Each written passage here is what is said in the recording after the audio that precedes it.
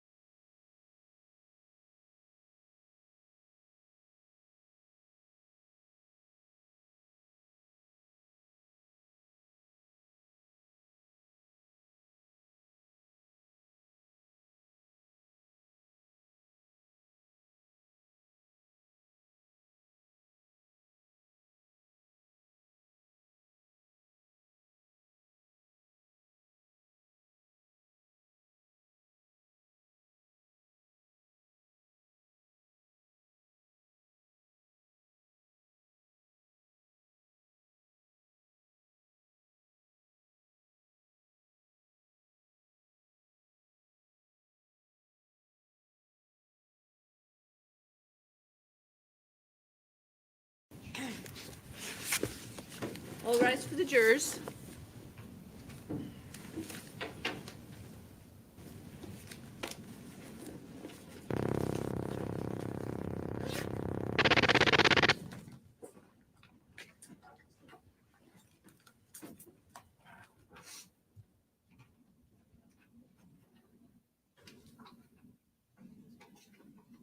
All rise for the jury.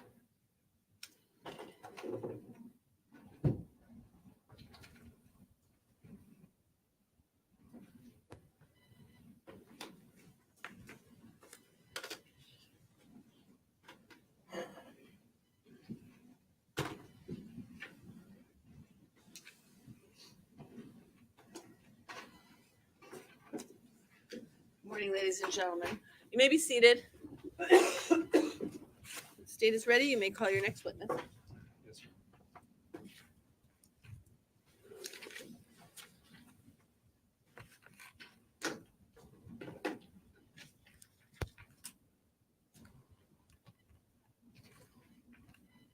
Your Honor, the state calls Travis Beach.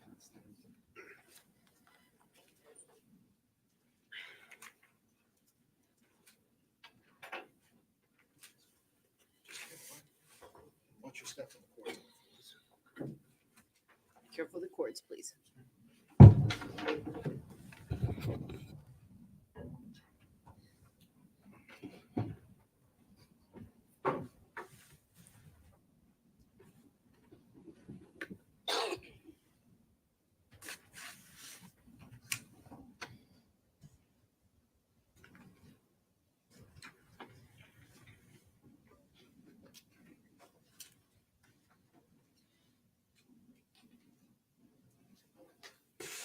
Mr. Beach, if you can stand it up again and just raise your right hand. Do you swear that the testimony that you're going to provide this jury will be the truth and the whole truth under the pains and penalties of perjury? Yes, sir. Thank you, sir. You can make yourself comfortable. Have a seat. There's some water in front of you if you'd like, sir. And Mr. Beach, I'm just going to remind you that it's a big room and all the jurors need to hear you, so please keep your voice up, okay? Yes, ma'am. Mr. Beach, can you start by stating and spelling your full name for the record? My name is Travis Beach, Travisbeach. And Mr. Beach, what city and state do you live in? I currently live in Concord, New Hampshire. And how long have you been a New Hampshire resident? All my life, 39 years. You're 39 years old. Yes, sir. And are you currently employed? Yes, sir. How are you employed? I work at EB Metals in Bow, New Hampshire. And what do you do for them? There's studs, RC. It's construction metal. And can you tell these jurors what kind of work you've done in your life, in your career? Carpentry, roofing, tree work, painting. Yeah, that's about it. Mr. Beach, what was your highest level of education? I graduated 12th, sir. You graduated high school? Yes, sir. And I want to switch gears just a bit. Back in March of 2020, where were you residing? Concord State Prison. Okay. In early March. I was Manchester, New Hampshire. Okay. And at some point in March, you were arrested. Is that right? Correct. Okay. Prior to that arrest, do you remember the date of that arrest? I don't, not off the hand. Does March 5th sound correct? Yes, sir. Okay. Prior to March 5th of 2020, where were you living? I was it was Manchester, New Hampshire. I'm not sure the address. And that's fine. You were in Manchester? Yes, sir.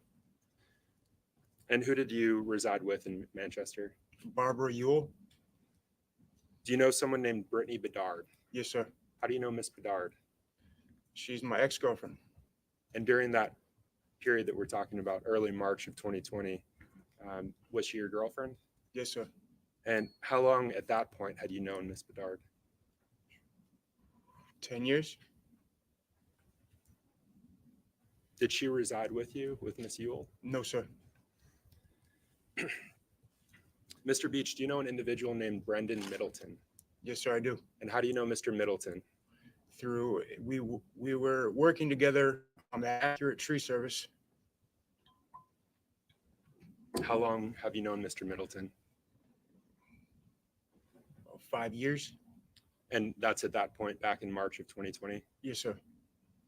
How would you describe your relationship with him? Were you friends or something else? I wouldn't say friends. It was more of a co-worker at the time. Okay. I want to switch gears for just a moment. You mentioned going to state prison Yes, sir. on March 5th of 2020. Were you convicted of a theft by deception and theft by unlawful taking back in 2019? That's correct. Were you also convicted of theft by deception in a 2014 case? Yes, sir. How about theft by unlawful taking in a 2016 case?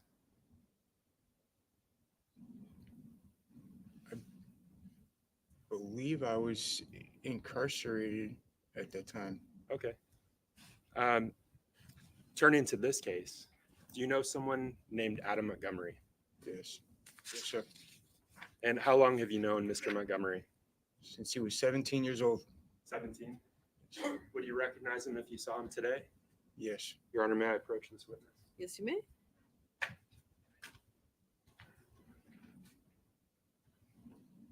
Mr. Beach, I'm showing you State's Exhibit 101. Yes, Do you sir. recognize the individual depicted in this image? Yes, sir.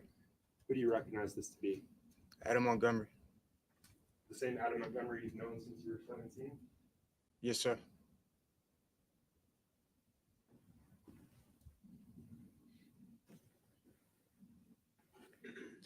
And back in early March of 2020, February into March of 2020, had you recently reconnected with Mr. Montgomery? Yes, sir. And how did that happen? I was at the mall in New Hampshire, and I was at the food court, and Adam was there with his girlfriend, and that's how him and I started talking again. Do you remember his girlfriend's name? Kayla. And at some point after that interaction that you had with him at the mall, did he contact you requesting your help with something? Yes, sir. And can you tell the jurors what the nature of that communication was? He asked me if I could rent him a U-Haul, and I said yes. And do you recall when he contacted you For the U-Haul, for the U-Haul? later on during the day. I want to back up for just a moment. Back in March of 2020, did you have a Facebook account? Yes, I did. And do you recall what your Facebook account, the name of that Facebook, your name on that Facebook account was? Travis Beach. Did you have, Or were you friends with the defendant on that Facebook account? yes, sir.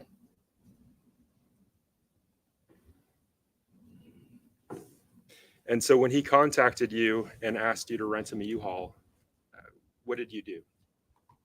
I didn't hesitate. He's a friend. I wasn't thinking of anything negative. I was at his apartment. I saw everything packed up. I put one and one together, thought it was two, but it wasn't. Okay. And let me stop you there, Mr. Yes, sir. Middleton. You said you were at his apartment and you saw things packed up. Yes, sir. Do you remember where his apartment was? Union Street, I believe. And that's here in Manchester? Yes, sir. Do you remember when you were at his apartment? 2020. Were you at his apartment with Brittany Bedard, with Miss Bedard that you mentioned? Yes, sir, I was. Your Honor, may I approach the witness? Yes.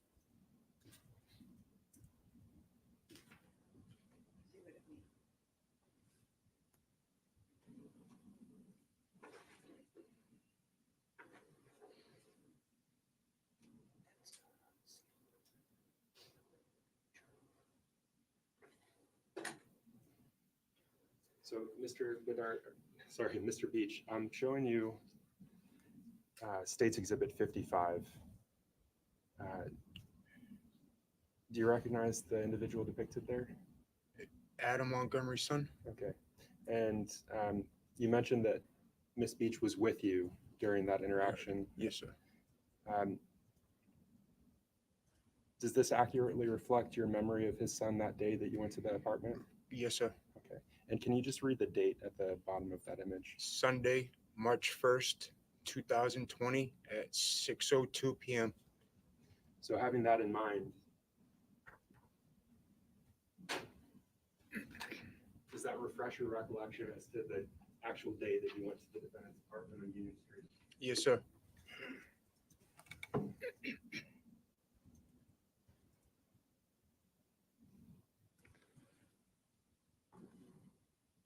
Did you have any discussions with the defendant when you went to that apartment street? We had multiple. Yes, sir. Specifically with respect to the rental of a U-Haul van? I'm sorry. Specific to the rental of a U-Haul van? Yes, what were sir. those discussions that you had with the defendant? We did. What were the discussions? What did he say to you? He asked me to rent him a U-Haul. He needed to move stuff, and yeah, that's it. And you wanted to help, it sounds Yes, like. sir. Did you help him? And did you in fact help him rent a U-Haul? Not per se myself. I got somebody to rent him a U-Haul. So in the aspect, yes, sir. Okay. And I want you to walk us through that. You said you got someone to rent him a U-Haul. Yes, sir. Who is that someone that you're referring to? Brendan Middleton. And the same Brendan Middleton that at that point you'd known for 5 years? Yes, sir. And so this wasn't the same day, this was a separate day. Can you walk us through getting that U-Haul with Brendan Middleton? I myself didn't have a license at the time. So I asked Brittany to get Brittany Bedard to get the U-Haul, and she couldn't. So we had Brendan Middleton rent the U-Haul because he's the one that had the license at the time. The day that you got the U-Haul, where were you staying? Where were you sleeping that day? At the time, at Barbara Yule's house. At some point during that period, did you go to the Econo Lodge and stay there? Yes, I did. Do you recall how many nights you stayed there? One night. Do you know whose name that room was in?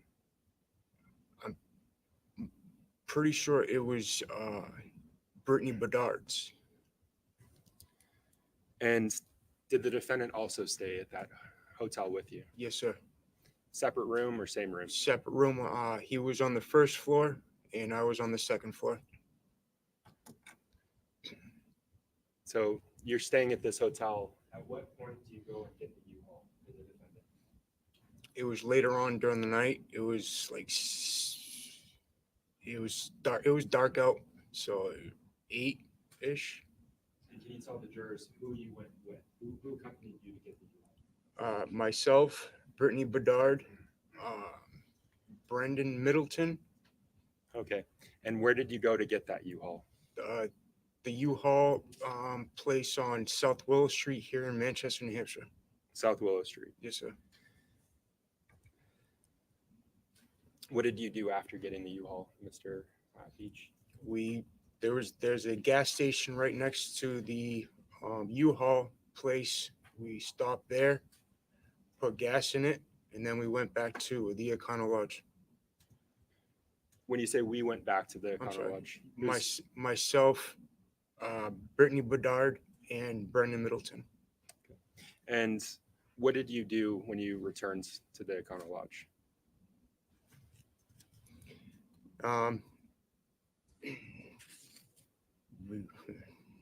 We did drugs at the Econo Lodge. Yes?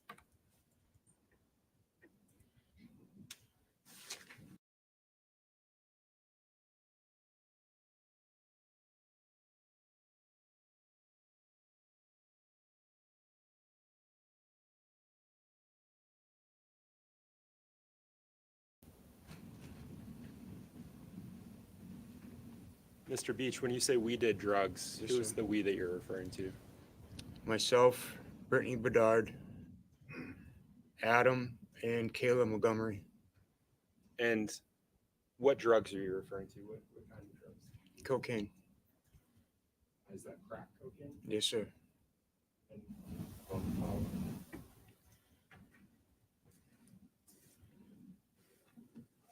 At some point during that time while you're doing drugs, did you exchange keys with the defendant? Yes, sir. Did you provide him U-Haul keys? Yes, sir. Let's talk about that interaction. Can you tell the jurors where you were when you gave him the keys and what specifically he told you? Myself and Brittany Bedard gave the keys to Adam Montgomery, which he was staying at the Econo Lodge on the first floor. After that, Adam Montgomery and myself went outside to smoke a cigarette. He was pacing back and forth. He said he effed up, and I asked him what he meant, and all he could say and repeat was he effed up. And I'm not sure. And you said he repeated that. Yes, sir. How many times did he repeat? 4 or 5 times. When you say F, did he actually say the word? Yes, sir. What did he say? Can you tell the jurors? Am I allowed to say it? I fucked up.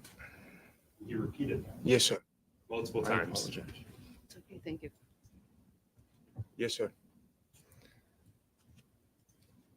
Did you ask him to clarify? I did. And he did not. Did he say anything when you asked him to clarify? All he kept saying was that I fucked up. Where was Kayla during that conversation? Kayla was in the first floor at the Econo Lodge with Brittany.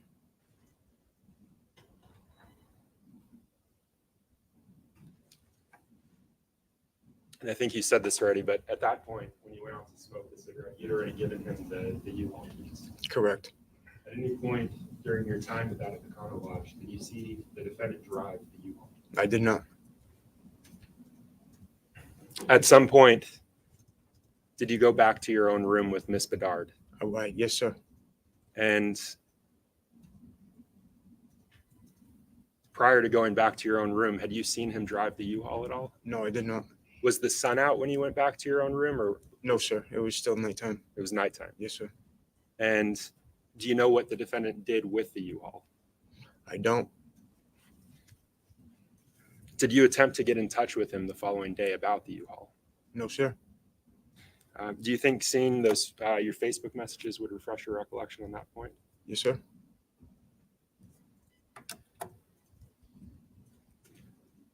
Your Honor, may I approach the witness? Yes, you may.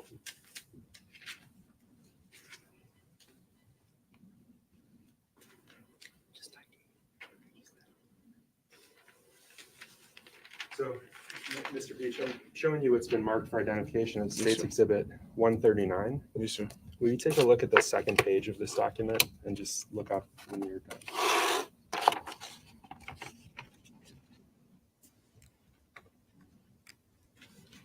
So let me ask you this while you're reviewing. Do you recognize what that is? No, sir. So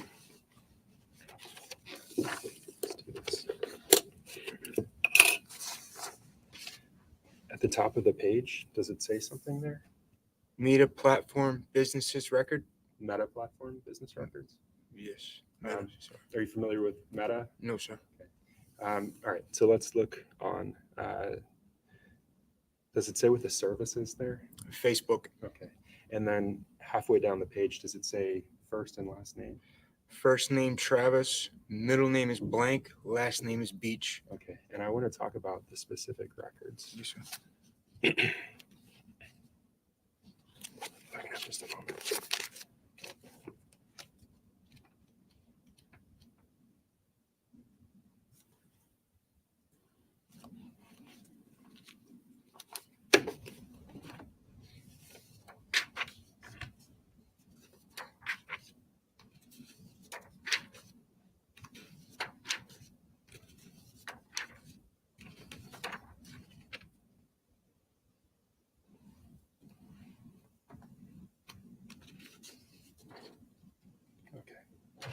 So I'm just going to ask that you review page 139, and I'm going to point you right here. If you can start there, and then this is front and back, so you just go through. Would you like me to read out loud? Or? No, just to yourself.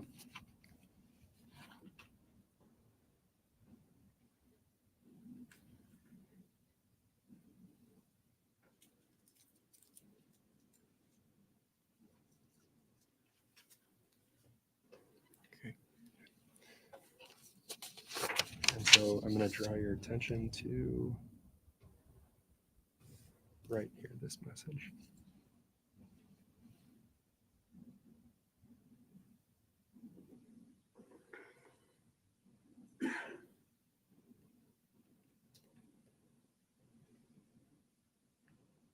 Right.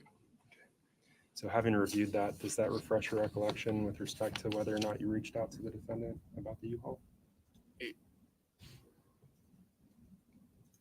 I mean, it's right. I don't remember it, but it states right there. So yes. All right, and I'm going to hand you what's been marked for identification as States Exhibit 140. Yes, sir. And I'm just going to ask you to read that top message. Out loud. Nope, to yourself.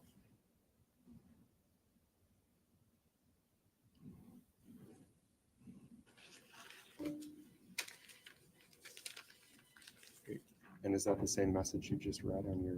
On the display. Yes, sir. Okay. All right. So with respect to these messages, are they fair and accurate in terms of the messages that you exchanged with the defendant? Yes, sir. Your Honor, I move to strike what's been marked for identification as States Exhibit 140 and mark full and published to the jury. Any objection? 140 is the communication as opposed to the certified records. No objection to 140. The ID is stricken. It's entered as a full exhibit. It may be published. Okay. I'm going to take these back. Yes, sir.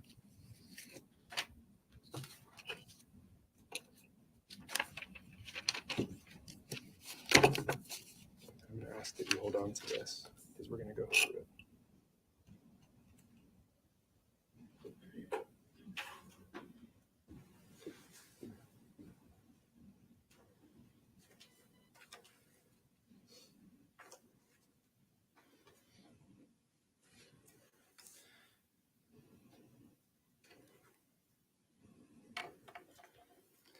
So I'm going to put the exhibit that's in front of you, States Exhibit 140, up on the screen behind you.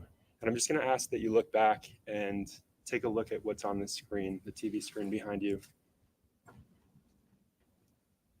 Other than the little red sticker at the bottom, is that the same image that you have in front of you? Yes, sir.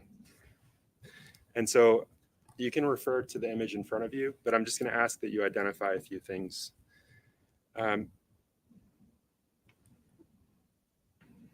Starting with the top message, can you tell us who the sender of that message is? What's the name of the individual? It says next to author. Travis Beach. Okay. And that's you. Correct.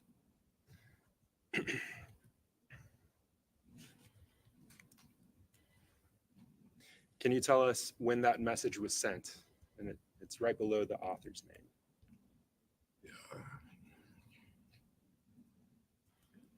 March 4th, 2020 at 1947. And do you see where it says UTC? Yes, sir. Are you familiar with Coordinated Universal Time, Mr. Beach? No, sir. Fair to say, though, it's not Eastern Standard Time. Correct. Okay. And can you tell us what you wrote? The slide immediately, or the message that says body. Bro, what U-Haul did you drop it off at? Because he just got a text saying the van was supposed to be back at 2, so please let me know. WTF is going on? And after you sent that message, did you immediately send another message? Can you go to the next, where it says body? ASAP.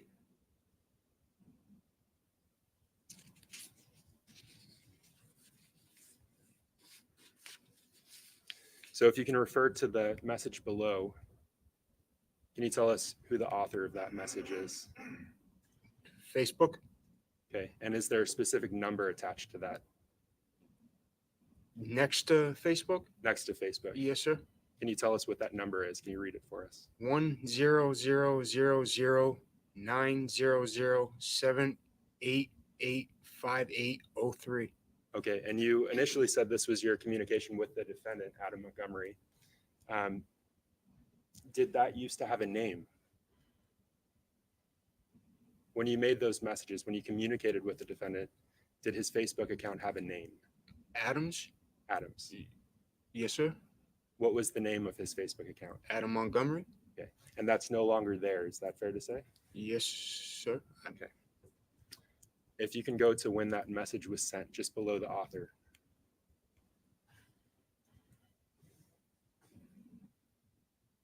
And if you can read the date and time of the response.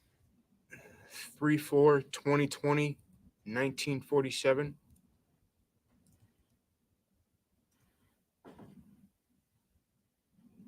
So if you can go to the next message I'm where it sorry. says sent. You want me to read the number again? No, not the number, the time where it says sent under the Facebook author. So the next line down from that. 000820. Okay. And what's the date associated with that time? And I have it up behind you if you need to refer to that. 3/5/2020. Okay. And if you can refer to the actual body of the message that you received from the defendant, can you read that for us? Please don't message me stuff like this on Facebook again. Okay, you've skipped one message. If you can go up to I'm the message before that. I dropped it off on Willow, my word. All right, and let's go to the next message. If you can tell us that's also from the defendant, can you verify that? Yes, sir. Okay. And what's the time of that message? 000844. And that again is UTC. Yes, sir. And same date as the last message. Is that correct? Correct. All right, now let's go to the body of that message. If you can read that to the jurors. Please don't message me stuff like this on Facebook again.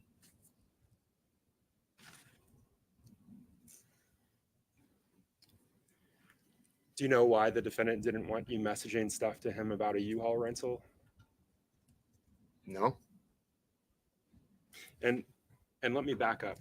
You said earlier you didn't know what he was using this U-Haul for. Correct. Did you ask him? No, sir. Why not?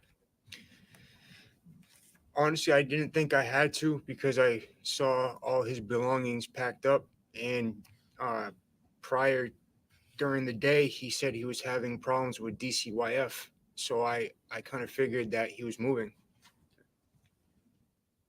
And were you aware that he'd just moved into that apartment? No, sir. Did you ask Kayla what the U-Haul was for? I wasn't allowed to talk to Michaela. Why weren't you allowed to talk to Kayla? I didn't ask. Mr. Beach, did you ever meet a child named Harmony Montgomery? No, sir. No, sir.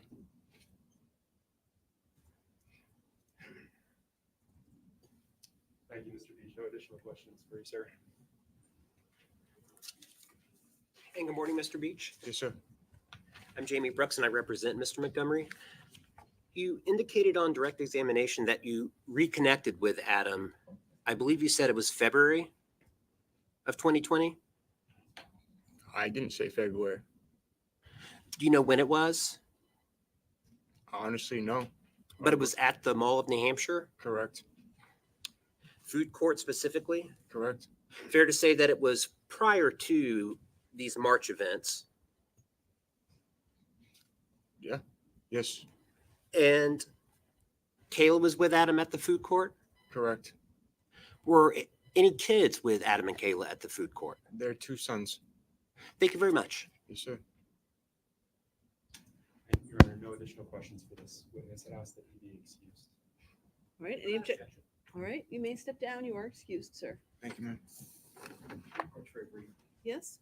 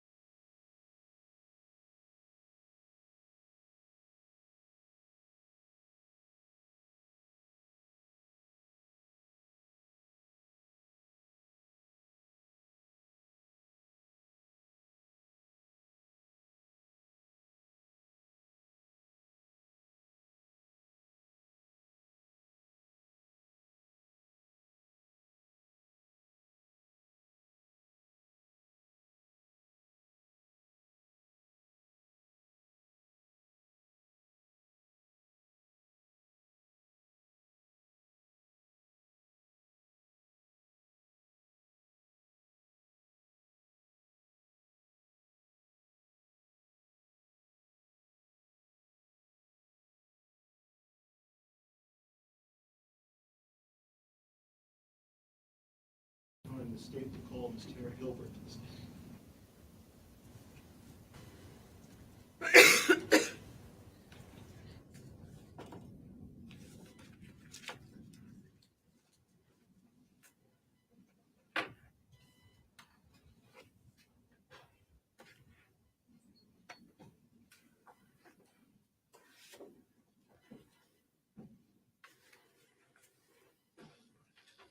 Morning, Ms. Hilbert.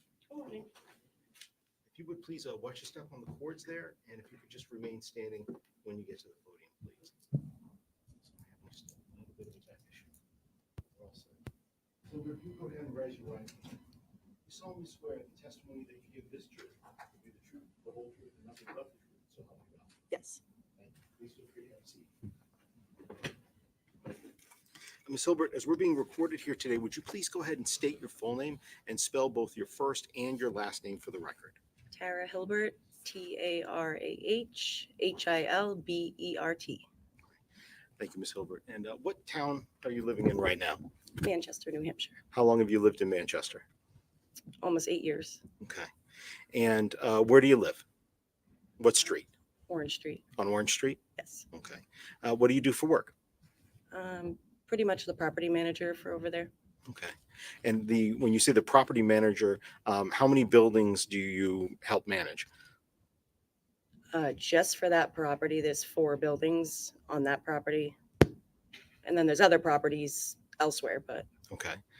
So do you help manage the other properties elsewhere as well as the 4 there? if the landlord needs help, yes. Okay.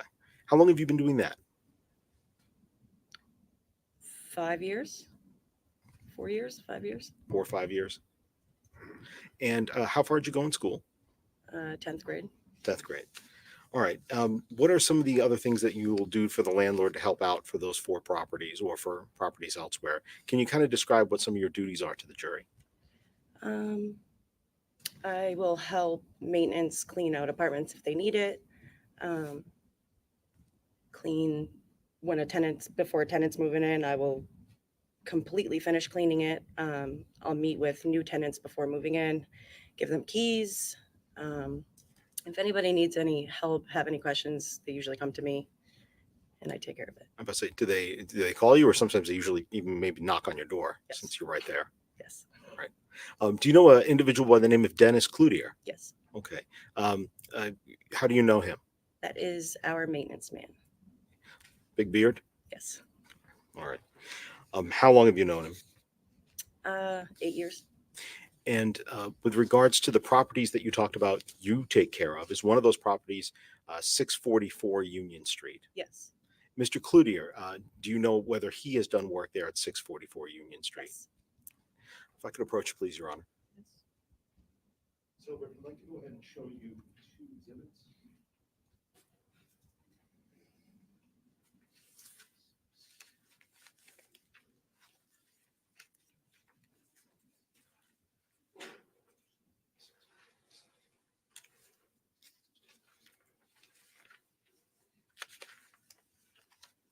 To show you what's marked states 136 and 137, and just ask generally whether or not you recognize those images. Yes. What do you recognize them to be? This is my building that I live in. Okay. This is the corner of Orange and Union, and then the other property of Union Street. All right. I see that's all on 136. And what about 137? That is my back parking lot. Okay. Back parking lot for your building. Is it also the back parking lot for 644 Union? Yes. I'm going to leave these up here with you for a moment. But I'm also going to project them up on the screen. Specifically looking at exhibit 136, if you could just look onto the screen for a quick minute, Ms. Hilbert, just to confirm that's the same image. Yes. All right.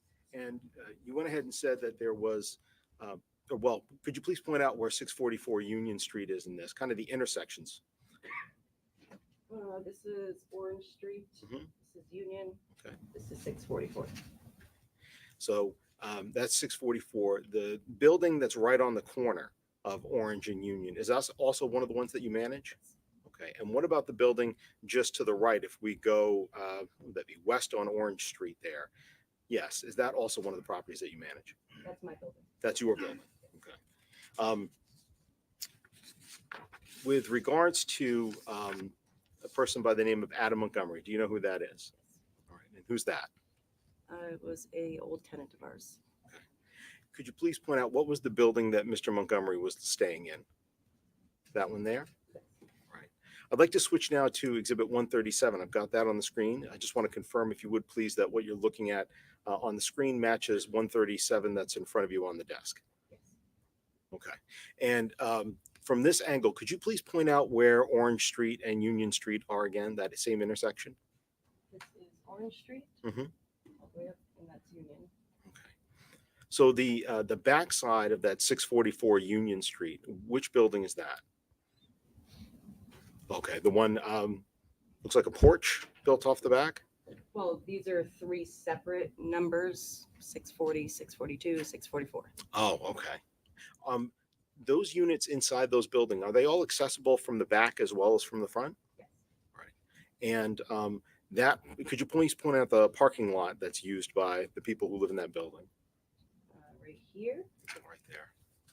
Okay. And with regards to your building, is that the building on the far left-hand side of the screen, still on this side of Orange? This one, yes. That's the one. Okay. All right. Thank you, Ms. Hilbert. Please feel free to have a seat. I appreciate that. Thank you.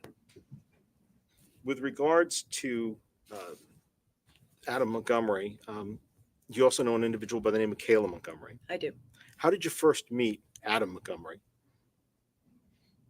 I don't know our first interaction. I remember seeing him here and there.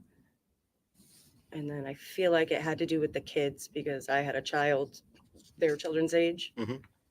And it kind of just went from there. With regards to, you said you had a child the same age as their children's age. How many children did they have that you saw? At that time, Yes. Two. Two. Did your child and their children play together sometimes? And where would they play? in the parking lot. The same one that we see here on Exhibit 137? More at the parking lot on my side, Okay. but yeah, At the time, Adam Montgomery, what was he doing for work? Do you know? he was not working at that time that I'm aware of. Separate from that, did you ever visit him inside his apartment? No. Okay. Where would you interact with him? In the parking lot, my porch, and he was in my house a couple times. And why was he in your house a couple times? We were feeding him, Kayla, and the kids. What time of year was that? Summertime.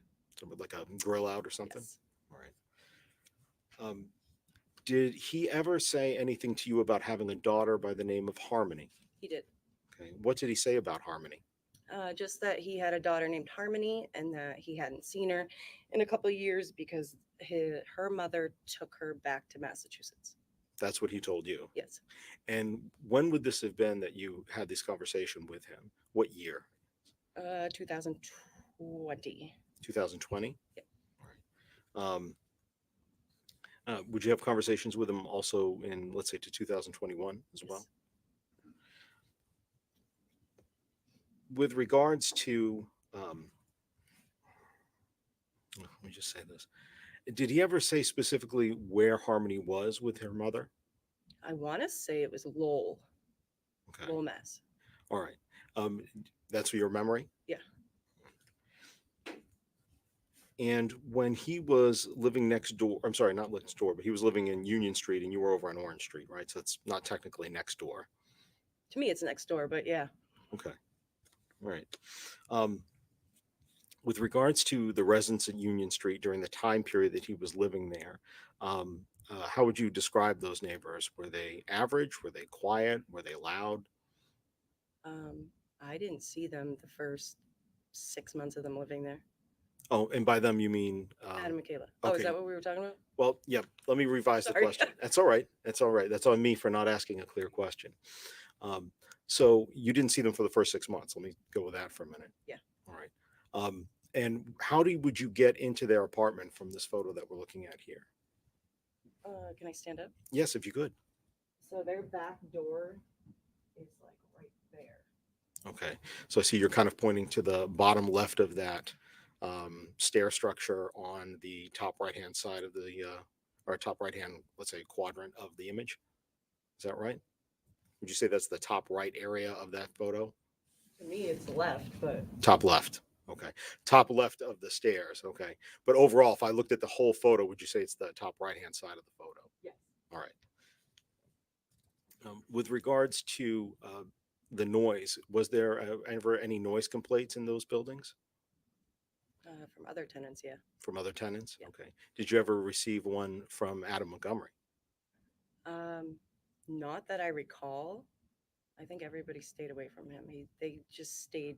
Objection. Sustained. I'll rephrase the question, Ms. Hilbert.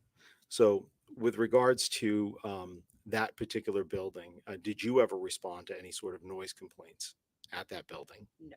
Okay. And I mean 644 Union Street, that building? No. All right. And let me ask, with regards to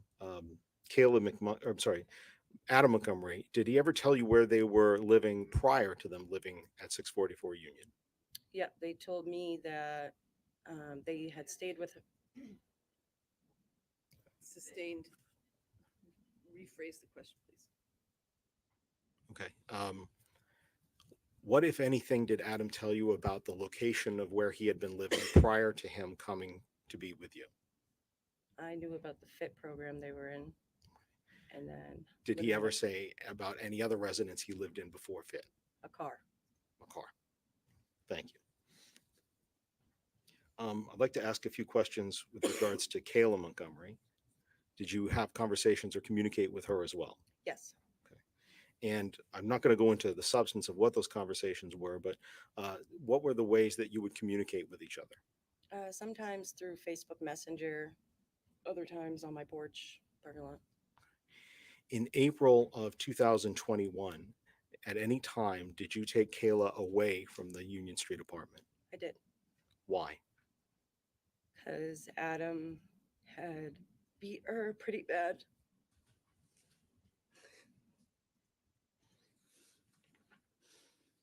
How did she look when you saw her? Really bad.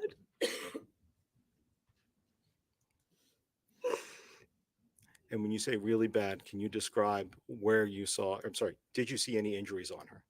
I did. Where did you see those injuries? Her eyes, her nose, she was covered in blood. Where did you take her? To a hotel in Hooksett.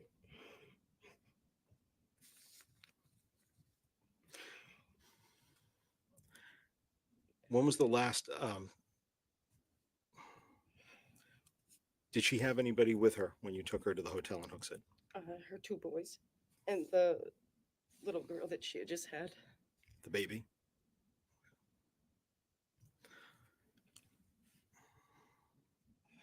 Later on, did the Montgomerys, both Adam Montgomery and Kayla Montgomery and the children move out of that apartment? Yeah, they got evicted. Okay. Were you a part of the clean out that was done on that apartment? Was not. Who would have come in to do that clean out? Dennis. And when a clean out is done of the apartments, when you manage them and the ones that you've seen, what's the sort of work that gets done on those apartments? Pretty much just throw everything in trash bags, and I specifically put it on the outside porch, and Dennis will come pick it up, put the trailer, and take it to the dump. What about with regards to any of the sort of appliances inside? Are appliances changed? Yes. And what's the typical turnaround time for a new renter to come in? It all depends how damaged the apartment is prior. Sometimes it'll take over a month to fix the damages. Once the apartment is ready to rent, usually what's the time period between that and when a new tenant would move in? I'd say a week to 2 weeks. Okay, so a week to 2 weeks assuming the apartment's okay, that's the turnover time. Yeah. Let me just have a moment, please, Your Honor.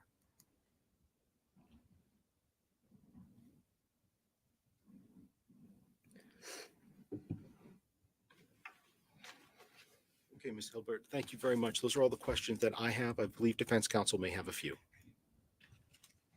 Thank you, Your Honor.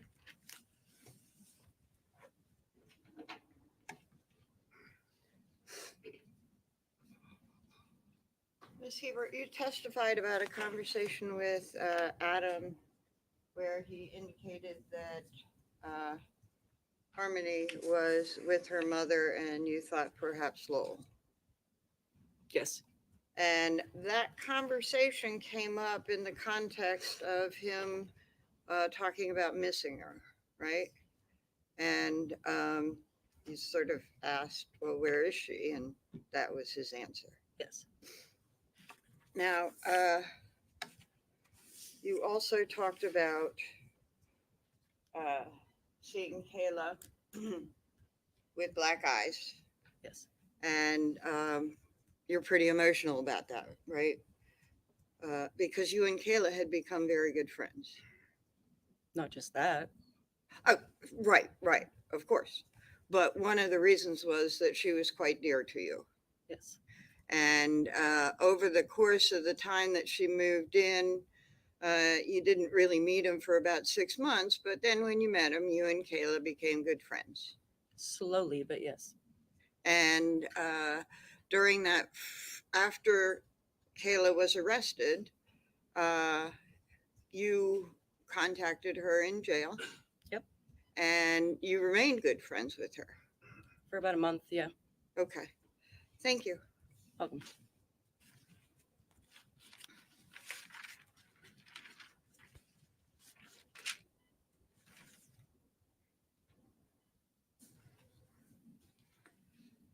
Thank you very much, Your Honor. No additional questions. You may step down. Thank you. Ask the witness to be excused, please. Any objection? No objection. The witness is excused.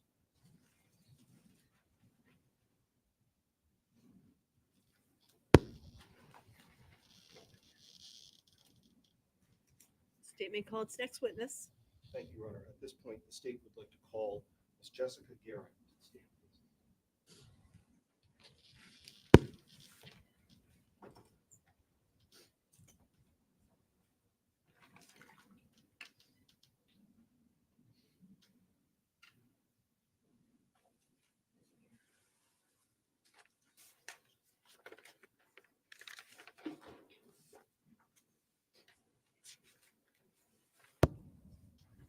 Morning, Ms. Guerin.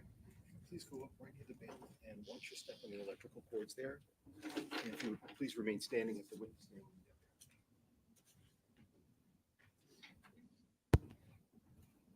You make sure your phone is turned off. It is. Okay, thank you. Thank you, Your Honor. Ms. Guerin, if you would please go ahead and raise your right hand. Do you solemnly swear that the testimony that you will give this jury will be the truth, the whole truth, and nothing but the truth, so help you God? I do. Thank you. Please feel free to have a seat. And Ms. Guerin, as we're being recorded here today, would you please go ahead and state your full name? Oh, I apologize. Did I leave some photos up? Mhm. Thank you very much. Oh, maybe it's not.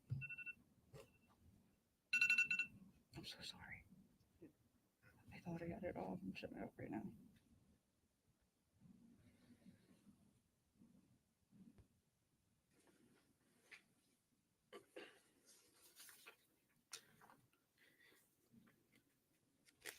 Is it off or in mute? I'm sorry. I don't know. It's a new phone. I'm so sorry. I thought I had it off all the way. Well, we will try to make our testimony quick, but we do need to have it in mute, please. Yep, I'm doing it.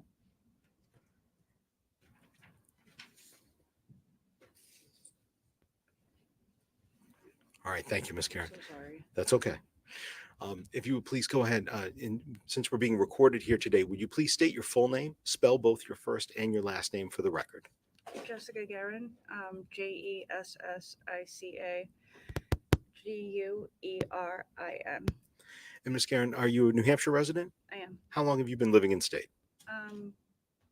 About 13 years. Well, 13 years. I'm just gonna ask, I'll ask both of you, please keep your voices up. It's a big room. All the jurors need to be able to hear you. Ms. Guerin, let me ask you, you said you've been living here about 13 years? Yes. Okay. With regards to that, what city do you currently reside in? Manchester. And how long have you been living in Manchester? About a year. How far did you go in school? I'm still in school. Okay. What are you studying? Psychology. Okay. And where are you studying psychology? UNH. UNH. And how much longer do you have to go on your program? About 3 years. And let me ask you, what sort of work have you had up until this point? I've worked as a debt collector. I've worked in drug and alcohol rehabs, Dunkin' Donuts. All right. You said you've worked in drug and alcohol rehabs. I'd like to ask, did you ever work at a location in a rehab center called Granite State Recovery back in May of 2021? I did. And what were your job duties there? I was a recovery support specialist. So when clients would come in, they were usually pretty emotionally like in the air. So I was the person that kind of helped keep them level headed and stay. Okay. I would run groups also. Did you ever meet, and separate from that, I'd like to ask, did you ever meet an individual by the name of Adam Montgomery? I did. All right. And I'd like to go ahead and show you what's been marked Exhibit 101.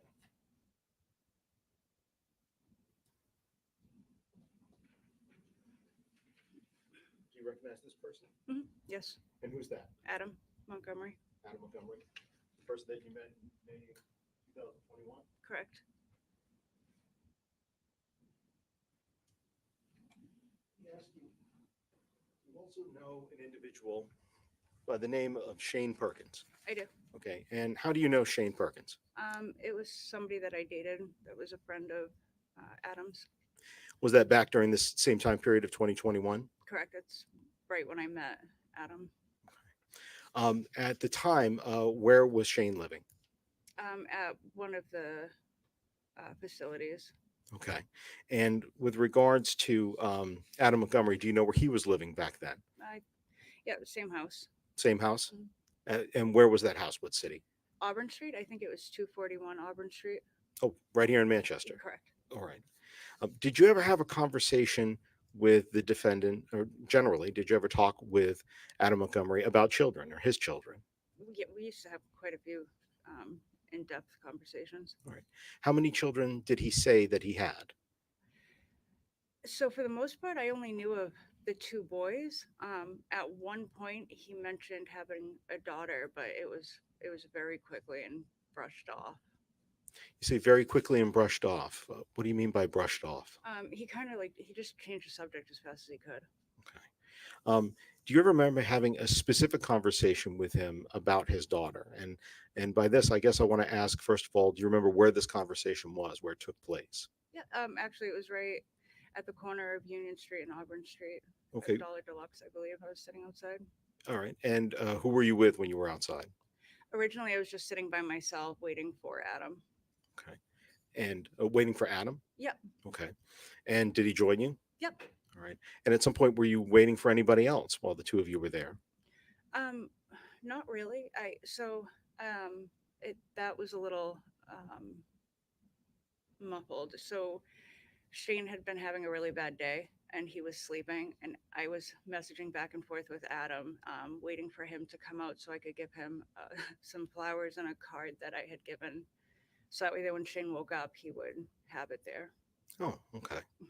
And when you were talking with Adam, had you already dropped those things off? Had you already handed those to go in for Shane? Not quite. He was sitting with me. Like we were just kind of, actually we sat in my car for a good hour and a half talking. Okay.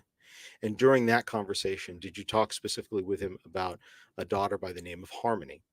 He never specified a name. He had mentioned that he had two boys and a daughter, but he had dropped the daughter off at her mother's in Mass somewhere, and just kind of changed the subject as fast as possible. You said I want to make sure I got that right. And you said that he told you that he dropped off his daughter at her mother's in Mass, and does that mean Massachusetts? Massachusetts, yep. All right. And then you said he quickly what? Brushed off the I'm not sure exactly how it happened, but the conversation switched very rapidly. If I can just have a moment, Your Honor.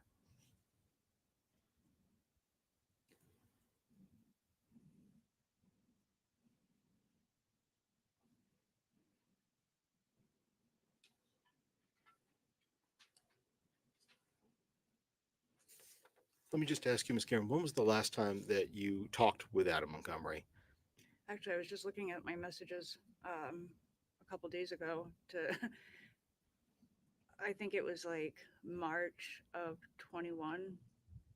So it's been a couple of years. Yeah. Thank you, Ms. Karen. I don't have any further questions for you. Defense counsel may have a few. Thank you. Good morning. I have no questions. You may sit down.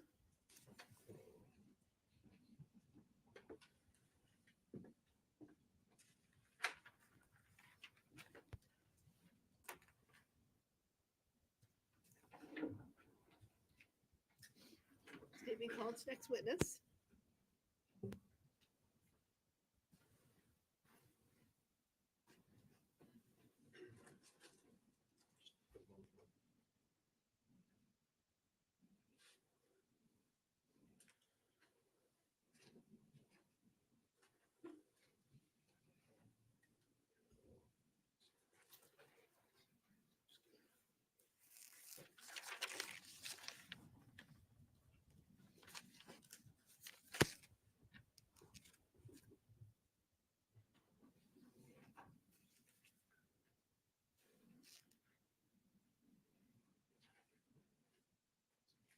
Your Honor, we could approach.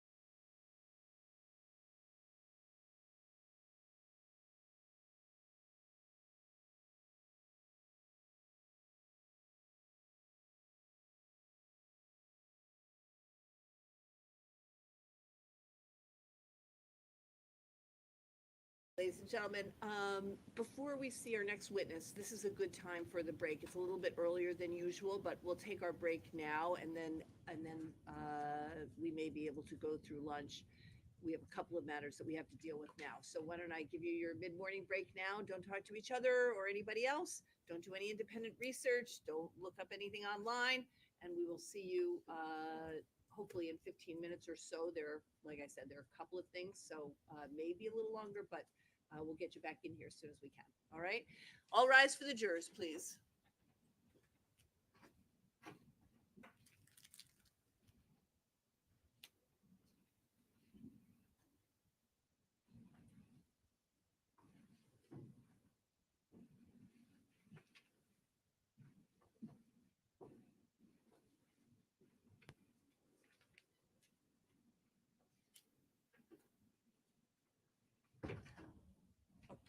Before you, oh, well, can we just, you may be seated.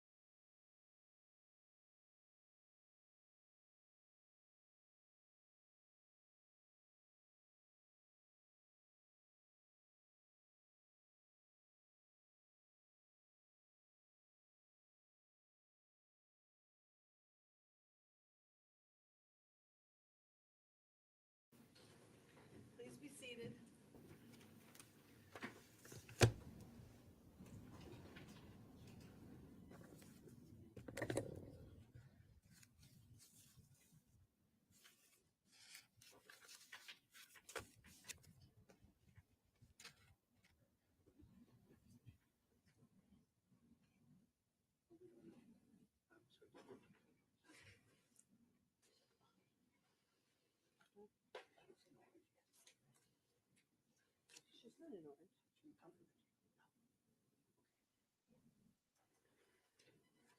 Your Honor, Attorney Smith is still doing her review that you had asked her to do. Okay, So she has the device. They've had it for a few minutes.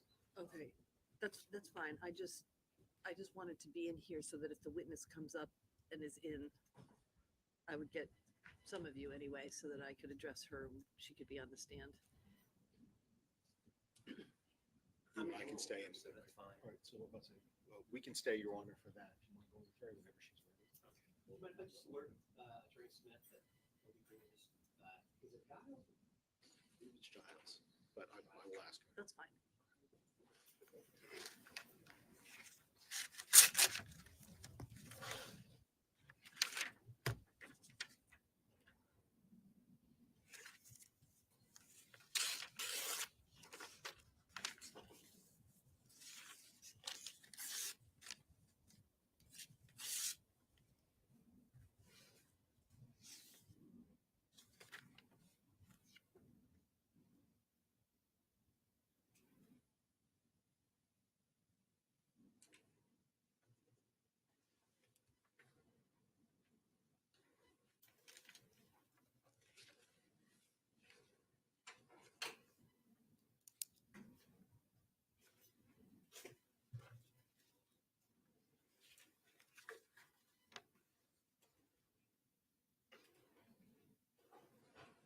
And counsel, just approach for a minute. Yes.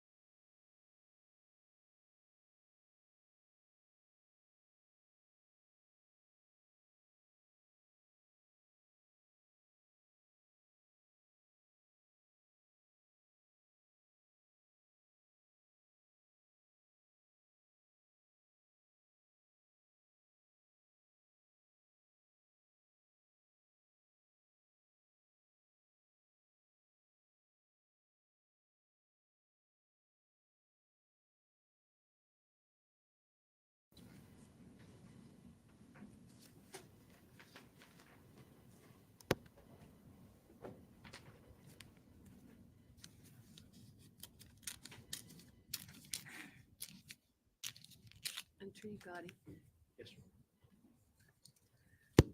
counsel.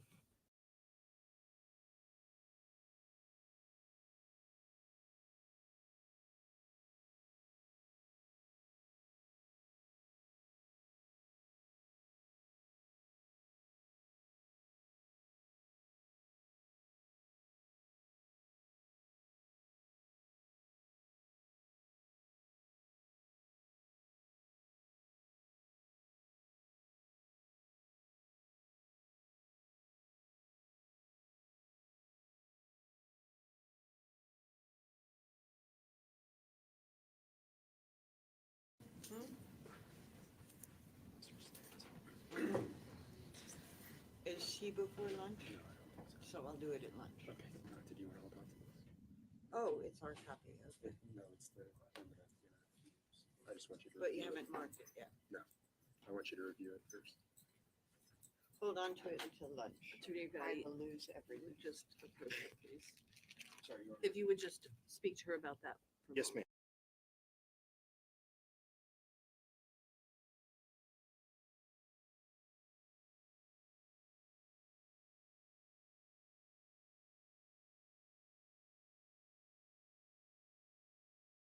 ma'am. With regards to today, it's expected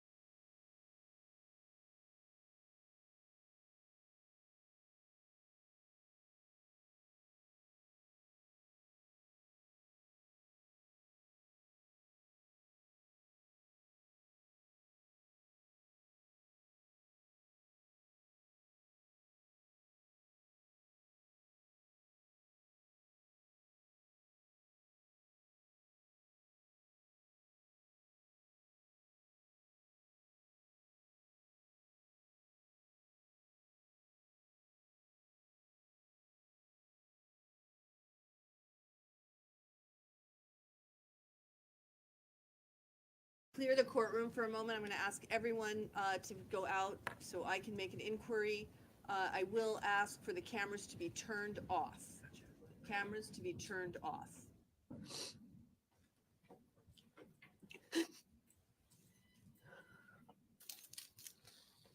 In the court monitor, we're going to place this under seal.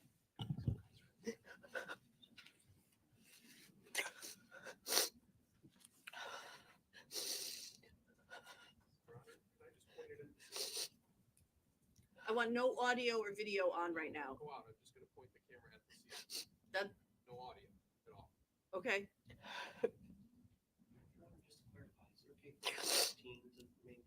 Defense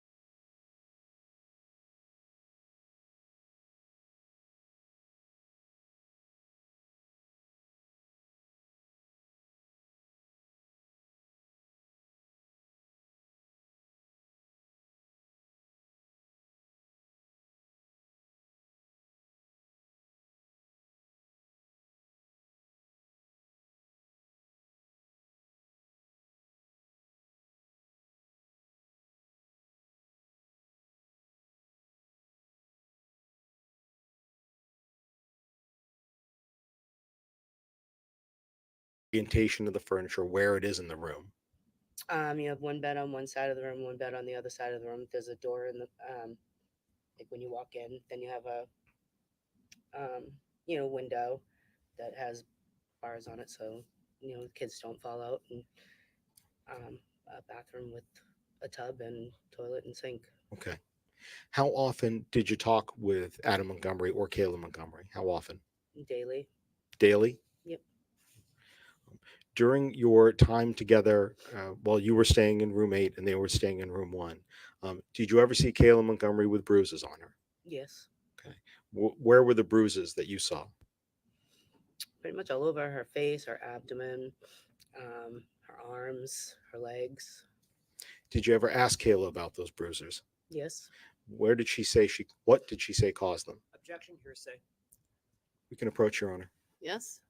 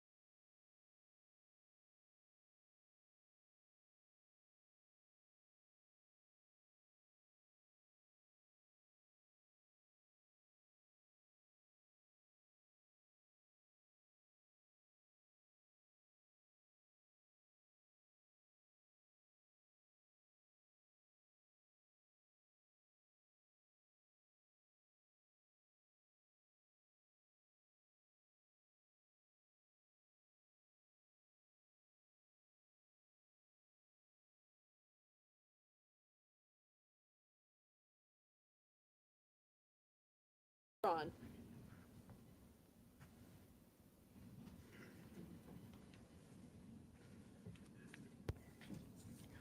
Thank you, Ms. Giles. I apologize for the interruption.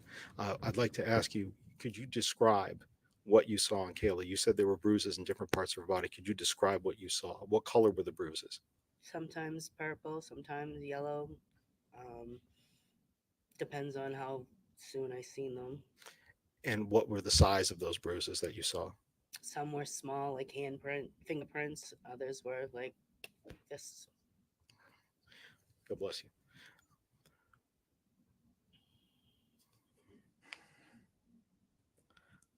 How often did you see them on her?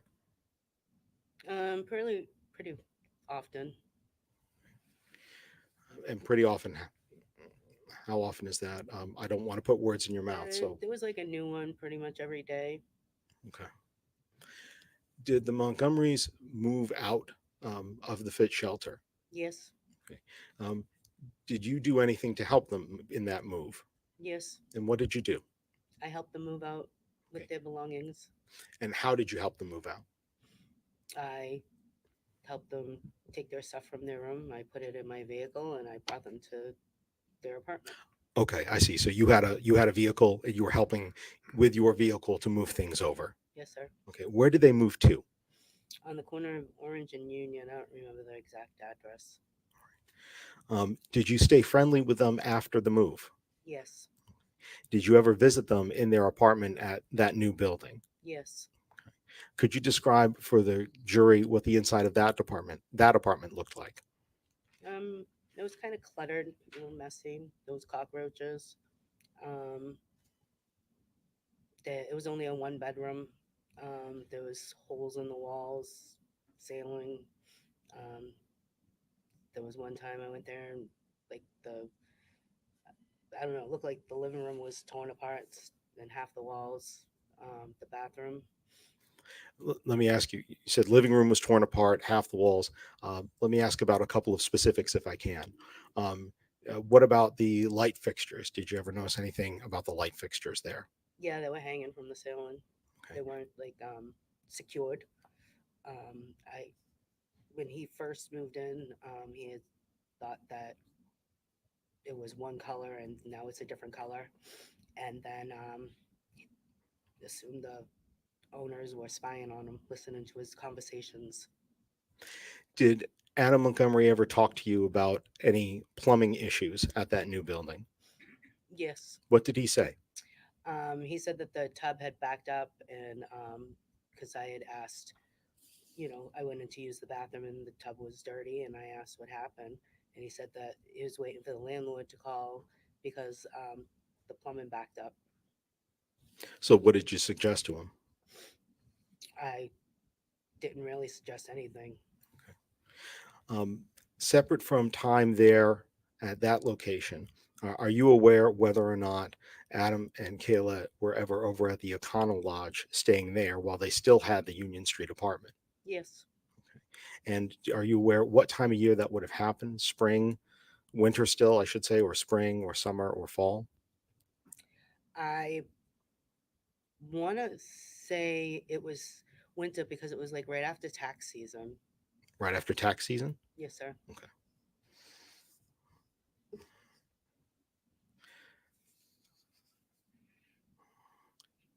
Just a moment, please, Your Honor. Yes.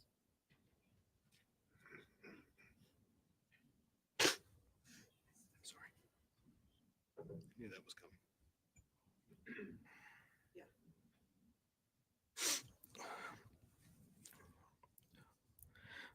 When you were interacting and talking with Adam Montgomery, what behavior, if any, did you ever see about him believing that somebody was recording him or listening to him?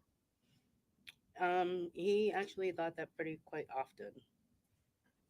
And did you see him do anything as a result of this?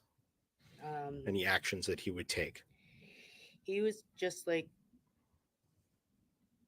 I don't know, he would ask if I thought it was true, or like, look, the number 5 bus keeps going by. They go by like 5 times. I was just going by the shelter. I'm like, that's brute, I believe. I think it was a 5 or 6, one of those two. Don't, not exactly sure, but it drives straight down Lake Ave to go downtown, and he just thought it was following him. Um, and then the whole light fixture thing. I don't know. He's just didn't make sense half the time, so I didn't listen to him half the time. At any point when you described before that you had seen these bruises on Kayla Montgomery, at any point did you offer for her to get her out of that relationship? Yes, I did. Okay. And did she accept your offer back then? Not really. Okay. Not exactly. She was afraid. Okay. Thank you very much. I don't have any further questions for you. I believe.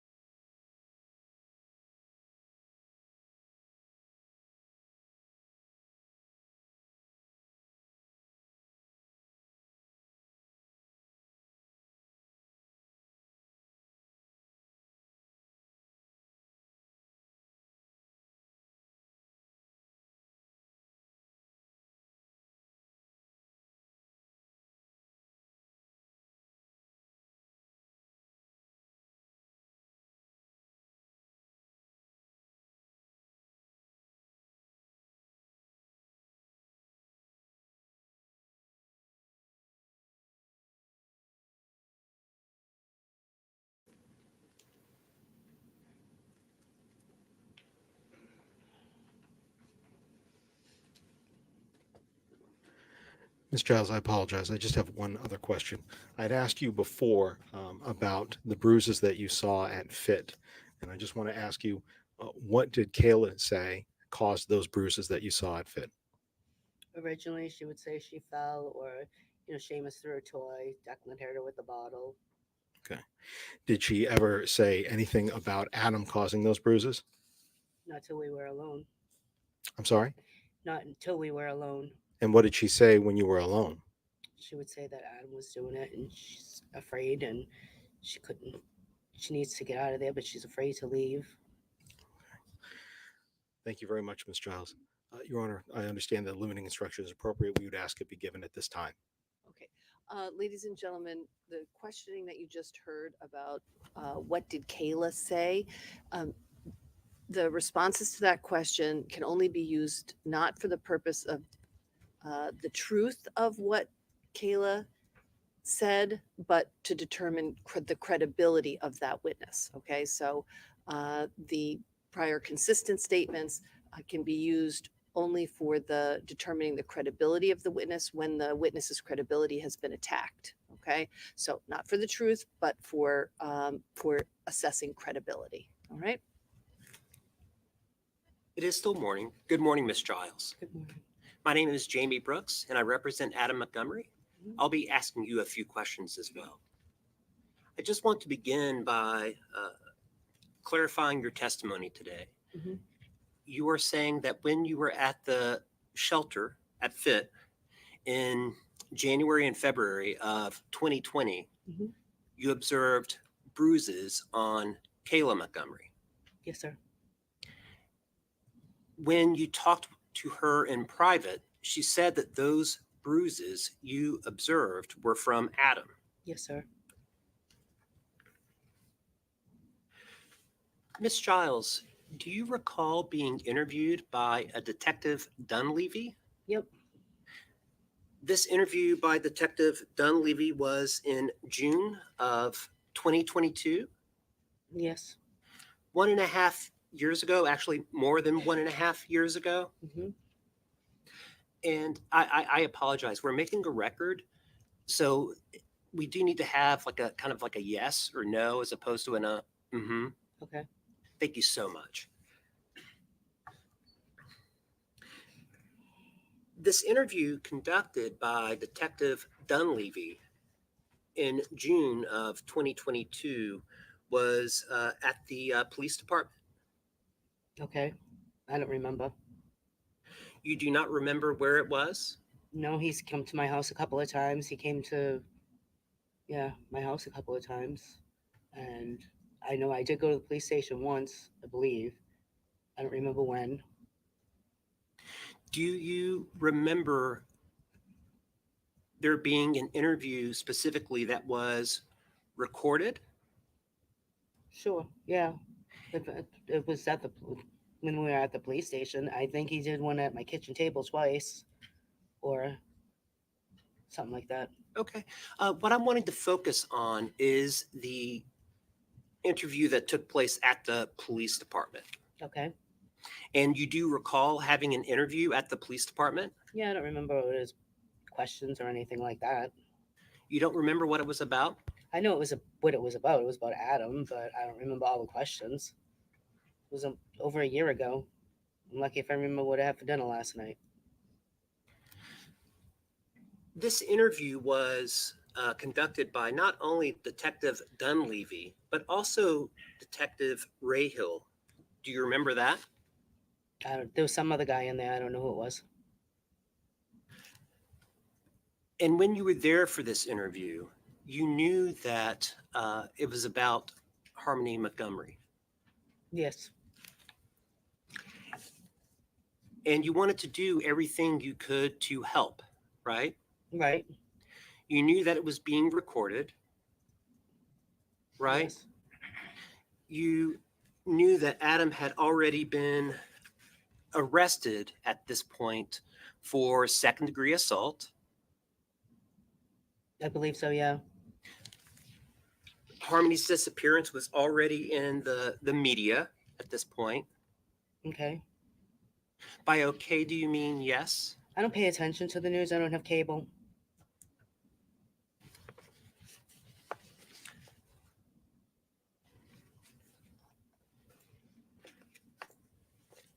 But you do recall that this interview was regarding Harmony Montgomery. Yes. And the police were asking you questions. Right. You wanted to answer those questions correctly. Okay. Yeah. I'm sorry, I did not hear that. Yes. You wanted to tell them everything that you knew. I didn't know nothing.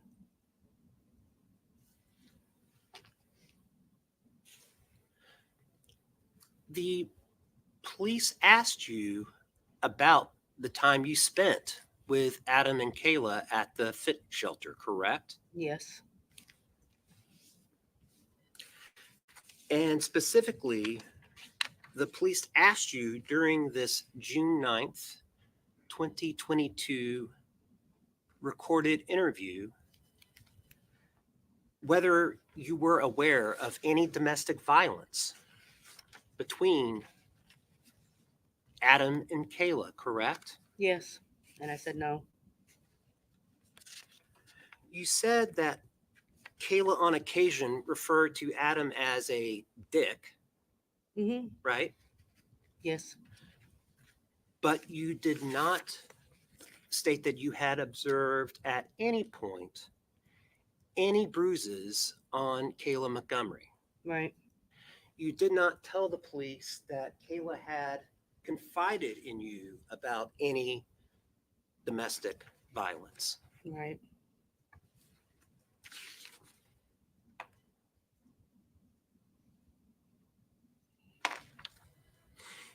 You did not tell the police that Kayla was in any way scared of Adam. Right. And this was, again, an interview where you knew what the subject was about and you wanted to do everything you could to help the police. Okay. By okay, you mean yes? Sure. Yeah. Yes. Thank you very much for your time, Ms. Giles. Mm-hmm.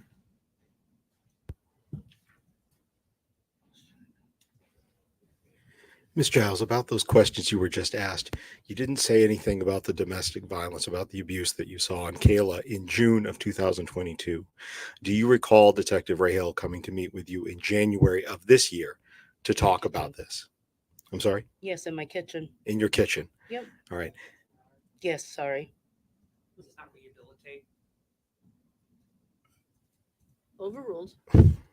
Thank you. So, Ms. Giles, with regards to that conversation, you were just asked a moment ago about why you didn't say anything about domestic violence with Kayla back in June of 2022. What changed? What was different between June of 2022 versus when you talked to police in January of 2024? Just like flashbacks and memories of different things and demeanors and situations. When you were speaking with police in June of 2022, did you want to have anything to do with the investigation? No, I did not. And in January of 2024, why did you sit down with police and talk with them then and share more information? Because I'm a mother and I feel for Harmony's family. And your testimony here today about what you saw, what you experienced, and what you heard people say with regards to that, is that the truth, just as you've taken an oath to tell today? Yes. Thank you. No further questions, Ron. Ms. Giles, the interview that you participated in June of 2022 was voluntary, correct? Yes, I think. I don't remember. To be honest, I honestly don't remember. I know I was called in. You were subpoenaed to appear here today, correct? Unfortunately, yes. I'm sorry, but you were not subpoenaed to appear at the police station, correct? No. In fact, when you were advised, or when you arrived, you were advised that this was voluntary. You did not have to speak to the police. I guess I don't remember. I'm sorry. It's okay. But you were not in any way told that you had to speak with the police. I don't think so. And again, this was not a short interview. You covered a I was there lot of for about an territory hour. during that interview, correct? I think I was there for about an hour, yeah. If I were to, just about an hour, you said, right? I think. So if you were told that the interview began at, say, for example, 10:24 and ended at 11:20, that'd be about an hour, right? Yes. And you were there voluntarily that time, Yeah. and you were there to help. Do what I could and didn't think I'd be here risking my own life. Thank you. There are no further questions. We'd ask for the witness to be excused, please, so should we go? Ma'am, you're You may be excused. You're not to take pictures on the way out.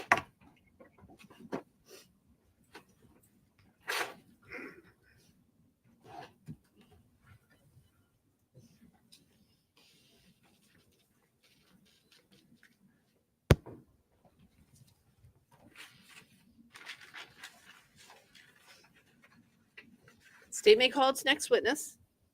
Thank you, Your Honor. The state calls Mr. Michael Doe to the stand.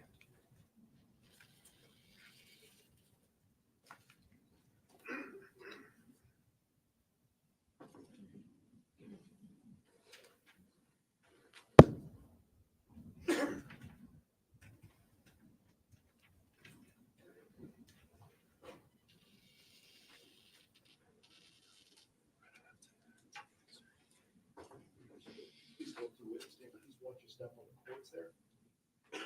And remain standing when you get there, sir.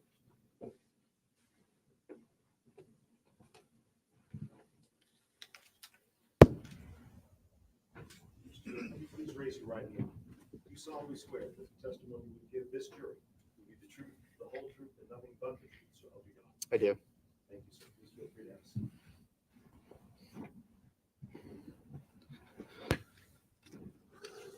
Mr. Doe, as we're being recorded here today, would you please go ahead and state your full name and spell both your first and your last name for the record? Michael Dobe, Michaeldobe. And Mr. Doe, what town do you live in? Londonderry, New Hampshire. How long have you been living there? 10, 11 years. And how far did you go in school? I have an associate's degree, In what field? criminal justice. And with regards to that associate's degree in criminal justice, can I ask a little bit about your work history? What are some of the kind of different jobs that you've had in your life? Yep. So I've worked about 15 years in the security and asset protection field. And what are the different businesses that you did security and asset protection for? I did security at the Mall of New Hampshire, and then I did asset protection for Kmart, Rite Aid, Walmart, and Macy's. In Macy's. Are you still working at Macy's now? I am not. Okay. Where do you work now? I work for the Department of Veteran Affairs. And what do you do for them? I was hired as a police officer, but I'm currently working in dispatch until I can go to the police academy. And when is that scheduled to be? April. In April of this year. Correct. Okay. You said that before you were working at Walmart. What are the different Walmarts that you've worked in? I was mainly out of the Manchester, New Hampshire store. I would assist in other stores, like just during inventory.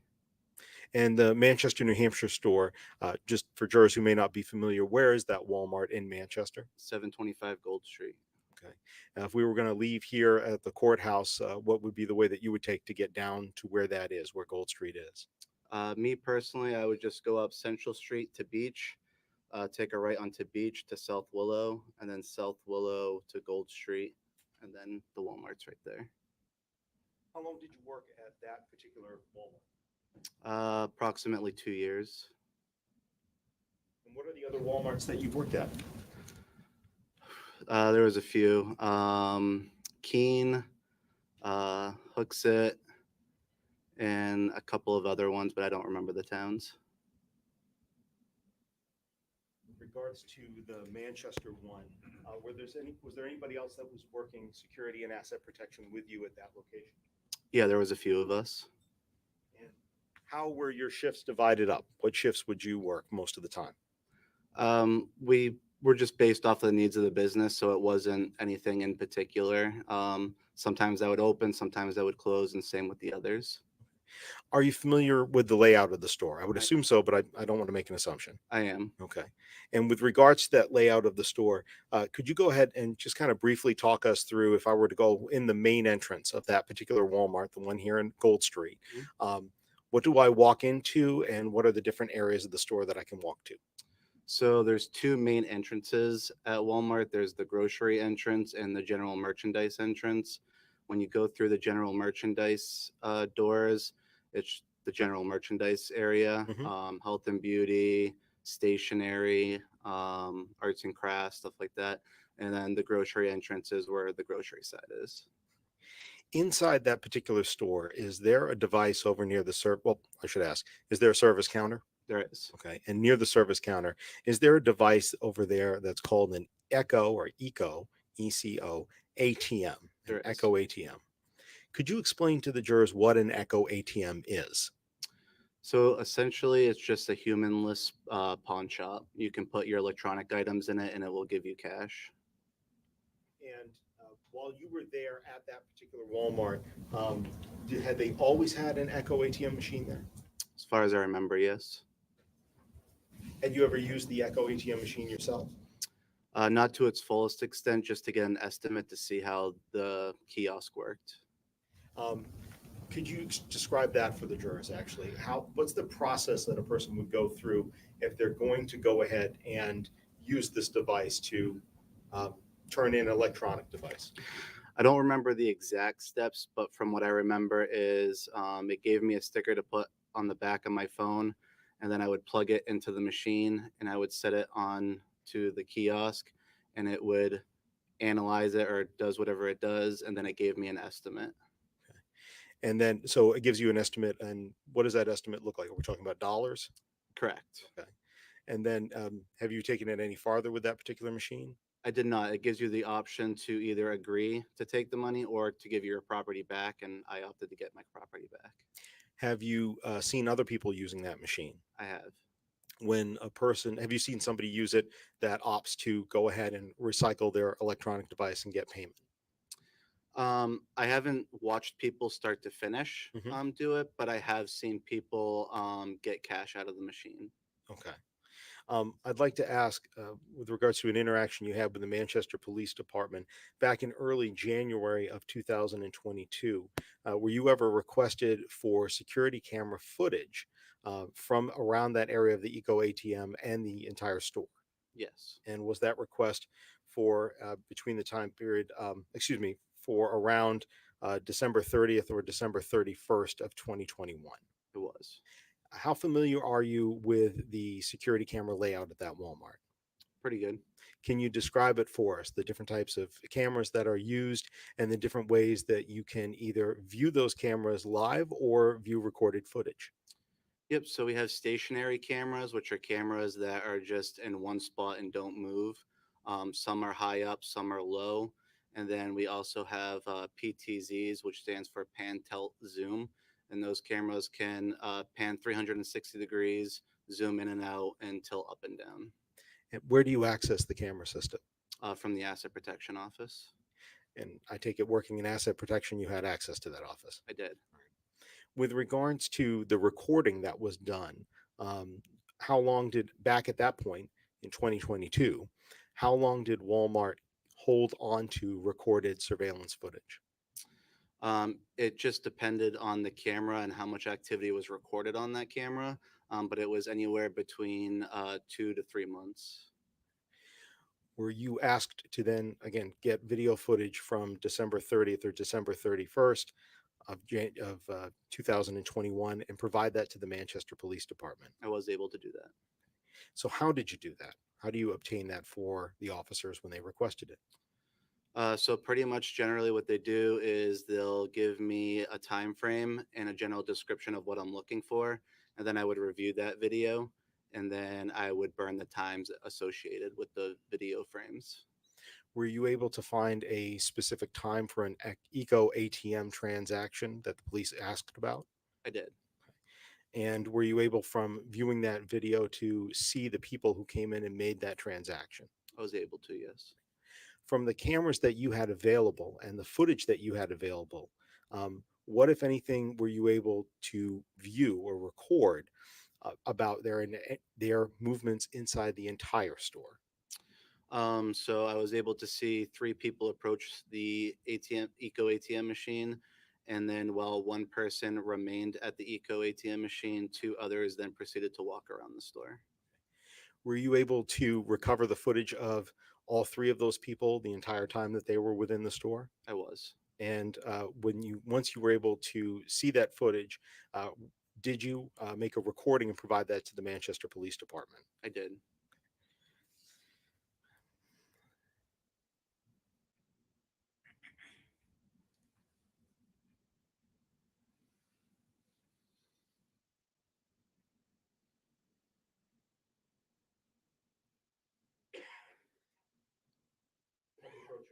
Yes, you may. Joe, I'm going to show you a stick drive or a thumb drive that's been marked State's Exhibit 141. With regards to that particular thumb drive, are you familiar with that drive? I am. Have you had a chance to review the contents of that drive? I was. And what is on that drive? The video that I provided the Manchester Police Department.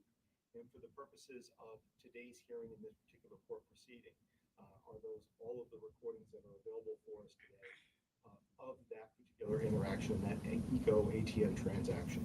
Yes. And does that also include the other video cameras that you talked about that cover other areas of the store so you can follow people around from one location to another? Yes. And is this a true and accurate copy of the video that you provided to the Manchester Police for those particular video files? It is. At this point, Your Honor, I'd ask for the identification to be stricken from State's Exhibit 141 to be published to the jury. Any objection? Only accordance with prior. The ID is stricken, it's entered as a full exhibit. And it may be published. Thank you.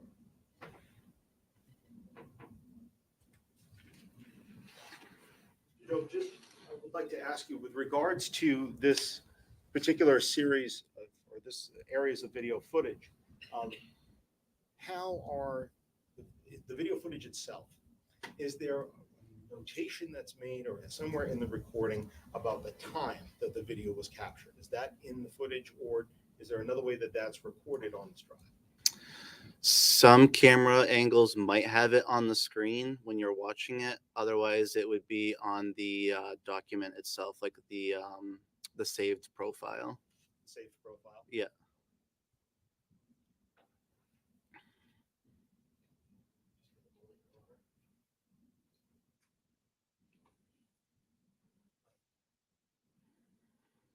Mr. Doe, what I'm going to do now is I'd like to have us take a look at the footage that you have, that you were able to provide.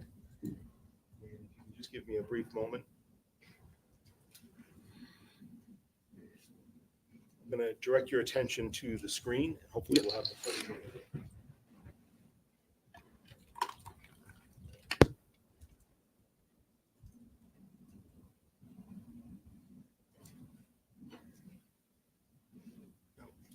Mr. Doe, with regards to these particular drive and its contents, I'd like to go ahead and show you the index of the files themselves.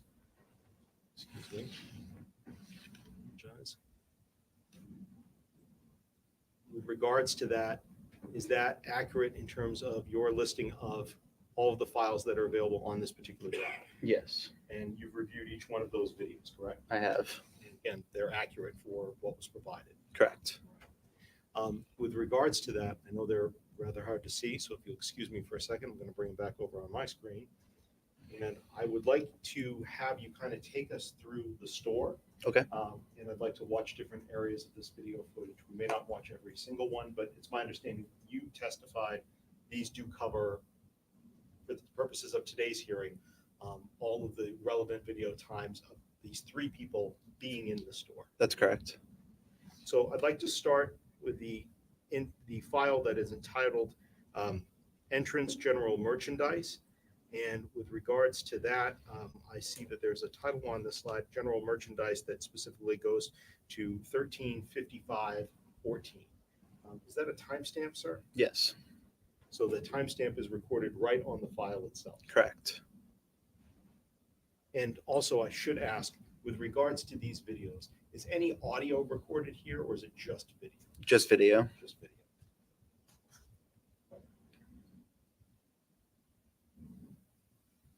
Excuse me just a second, sir. I apologize for the delay. So this is the entrance general merchandise video. That's correct. And with regards to this, the people that you followed for this Eco ATM transaction, pardon me, that had been done on December 30th of 2021, if you would please point out the three as they come through the store. Okay. Thank you. I'll pause it. These are the three individuals. So could you describe the very first person that's walking in that group? And I'll use the I'll use the pointer to point to that individual. Yep, it's a female wearing either a dark blue or a black jacket. And then there is another female behind her wearing a long sleeve blue shirt. And then a male wearing a black jacket and a tan hat.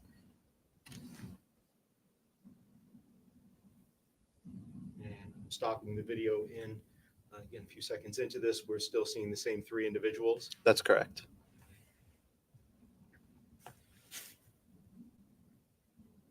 So this would be those three coming into the store. That is correct. Is there another camera just a little bit deeper from that very exterior door that also covers people coming through kind of a vestibule area? Yes. And is that one entitled one of your PTZ? What does that stand for again? Pan, tilt, zoom. Pan tilt zoom. Thank you. Pan tilt zoom. Would camera number 17 be able to show us more footage of that doorway? Yes. Playing that file. 1355 36.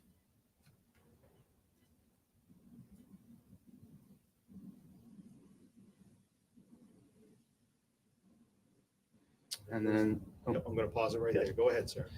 these are the three individuals that we had saw in the previous video.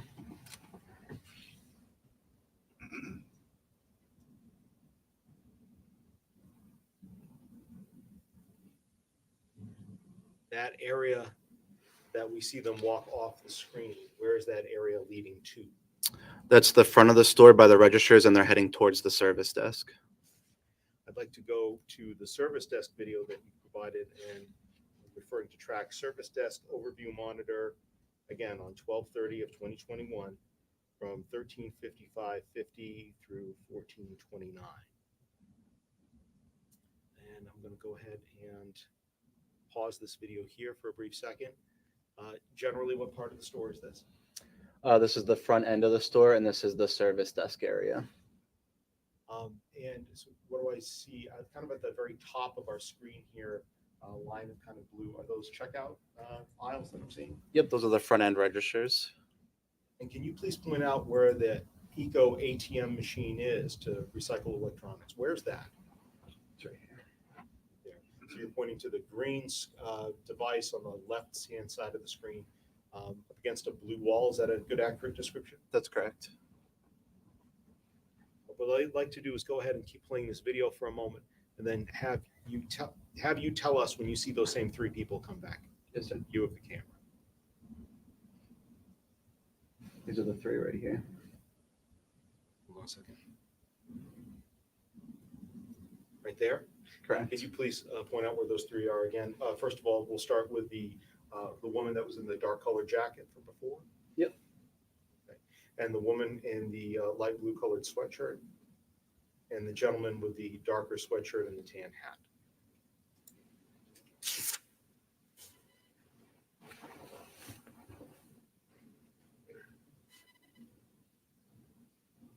I'm going to let this play for just a minute, and I'd like to ask you a couple of questions while it's playing. So Okay. I apologize, but all of our attention is going to be on the screen right now as we're watching this. The woman in the light blue sweatshirt, what color bag does she have? It appears pink. And the gentleman with the dark sweatshirt may have just pulled up his pants there, with his tan colored hat. What color shoes generally? Looks black. Now, when you have used this device yourself, this Eco ATM, how long did it take for you to plug in the device and get an estimate about what you might be able to get for that device? Just for the estimate, I would say it was approximately 5 minutes. I'm just going to back it up a little bit. I apologize. I think I was talking over something.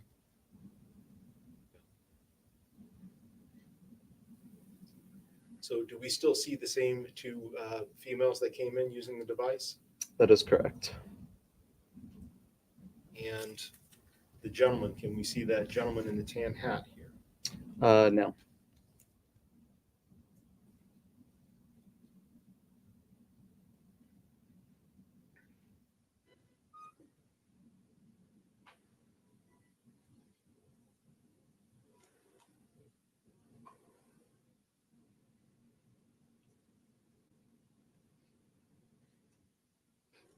Can we see the gentleman in the tan hat now? Yes. Where is he? He's back at the Eco ATM machine behind the female with the black jacket. Go ahead and press play. Could you please stand up again for a moment and show us where he is? Yep.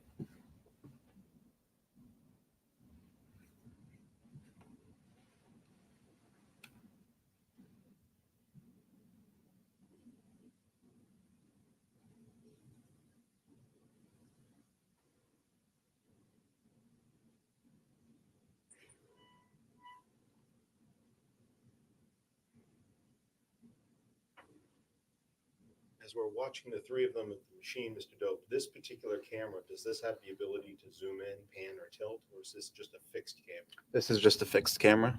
So the video image that we see is, this is the angle we get. We can't zoom in anymore. That's correct.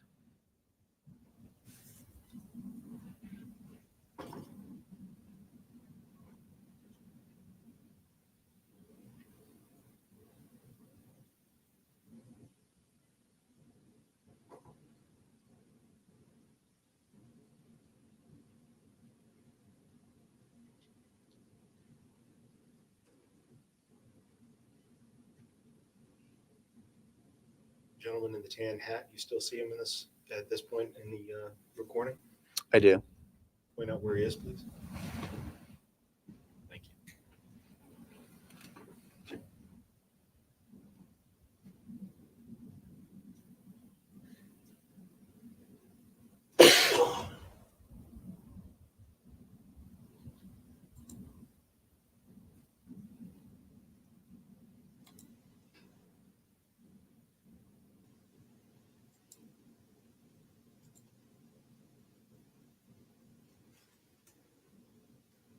If I can ask you, with regards to the Eco ATM, again, as we're continuing to watch the footage together, with regards to that device, do you know whether or not that device records photographs of the individuals who are using the device? It does.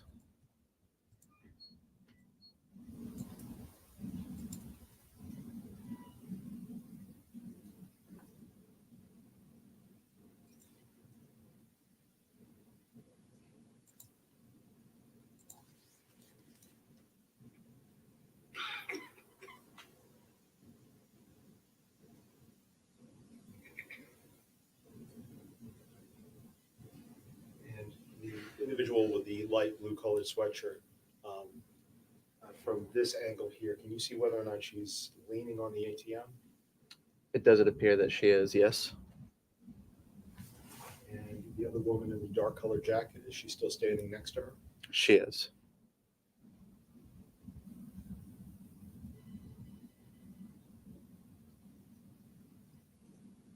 And it's my understanding you've seen this video a couple different times, correct, Mr. Doe? That's correct. And this, standing at this particular device, this goes on for some time, is that right? It does.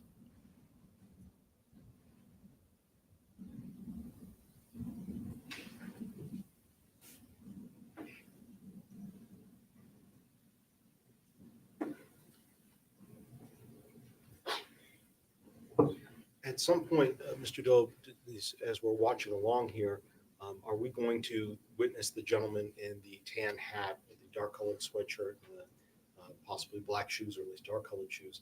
Are we going to see him walk away from the two women that are using the device? That's correct.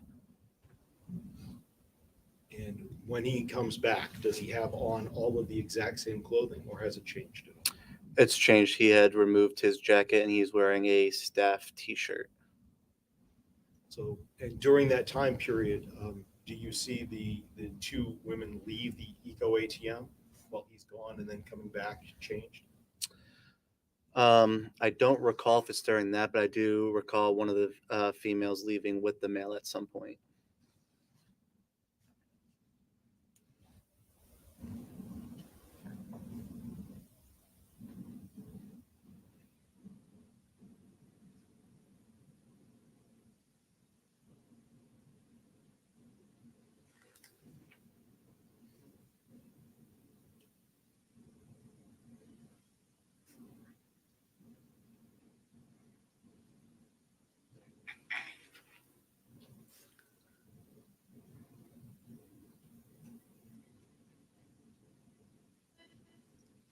review of this section of the video, does the gentleman in the tan hat ever stand up to the screen, or is he behind the ladies like he is now? He's either behind the ladies or standing to the side of the machine. Side.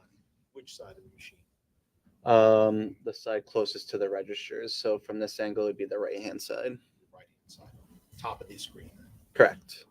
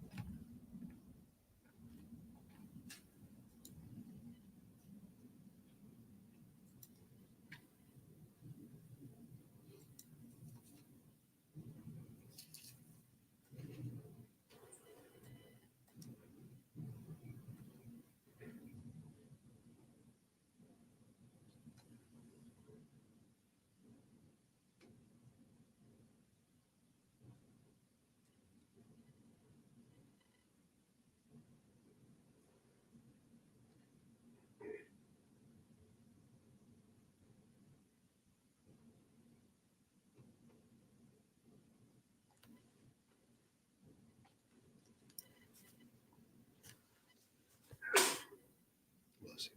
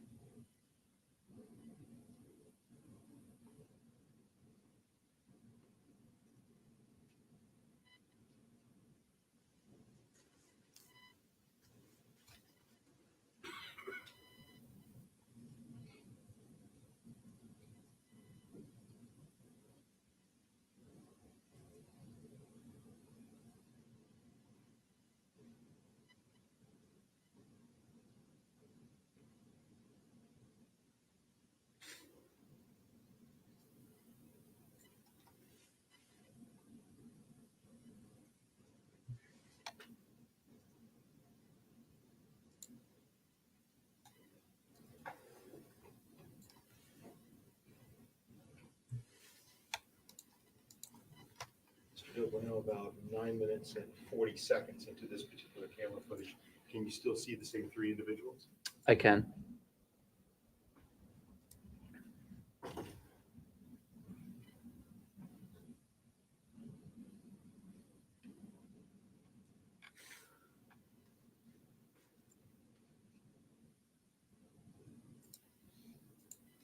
Do you know how many items were recycled during this transaction?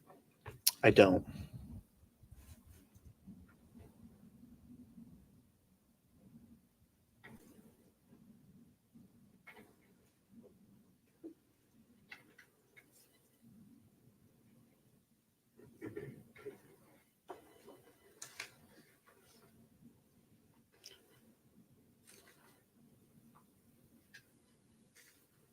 And I should ask specifically, do you know any of the individual items that were recycled during this transaction? I just know of a phone, but I'm not sure of a particular phone. So not a particular number or make or model or anything like that? That's just a correct. phone. Correct. All right, thank you.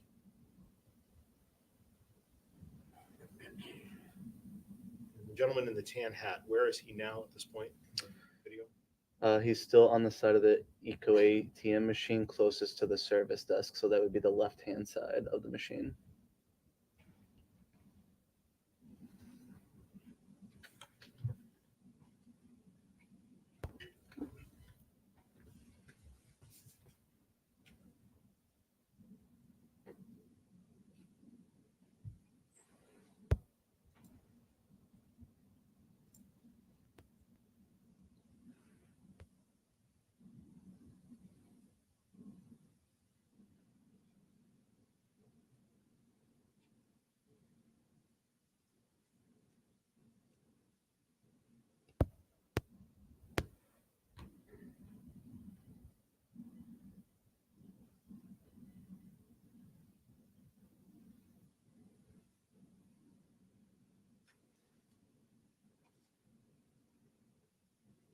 Dove, if I could direct your attention over to the right-hand lower side of the screen as we're still watching what's unfolding.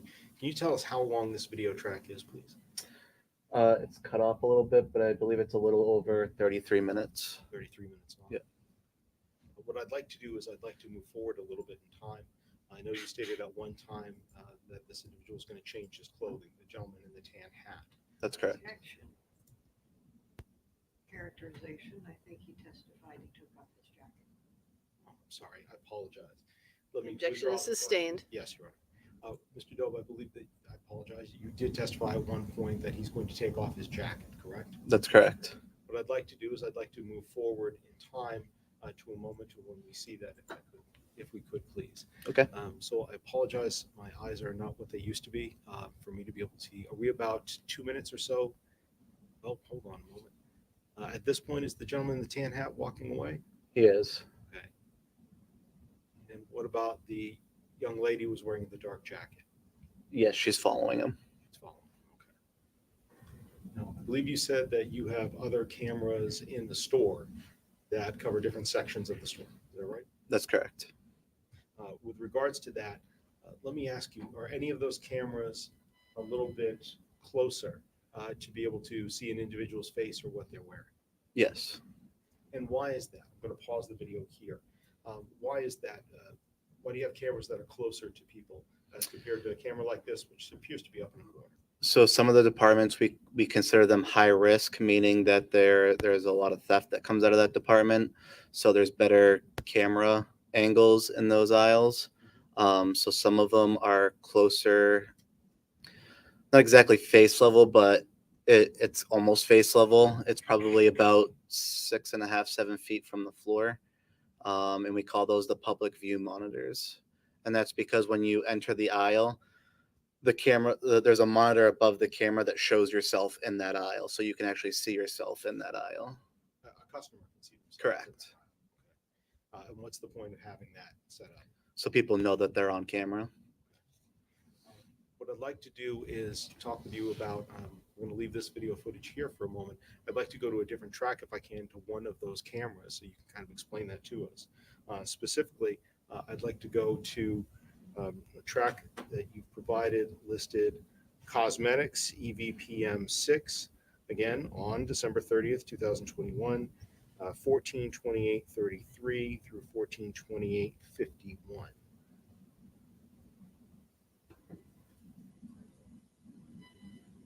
Is this one of those cameras? It is.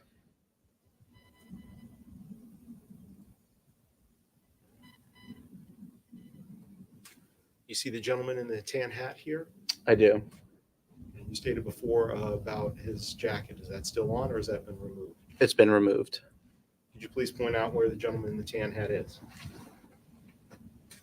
And the lady in the black coat. Is that the same, are those the same individuals that we saw before coming into the store together with the other female wearing the light blue sweatshirt? Yes, that's correct. Pressing play.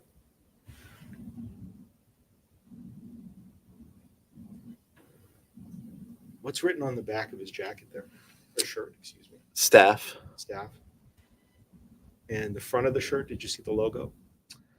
I did. I don't recall. I believe it was Coors Light or something of that nature. You have cameras on multiple areas of the cosmetics aisle, so can we follow where they went to right after they turned the corner there? Yes. I'd like to now play for you a track you provided listed cosmetics EPVM4, again, December 30th, 2021, 14/28/47 through 14/29/13, and ask you some questions about this.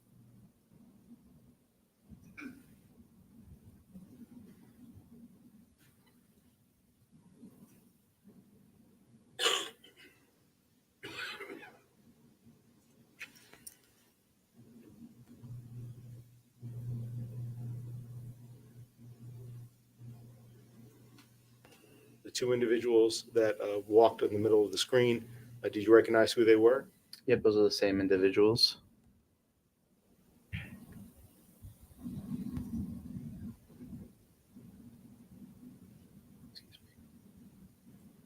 Now I'd like to move to the next track that you provided, Cosmetics EVPM 6, December 30th, 2021, 14/29/10 through 14/29/21.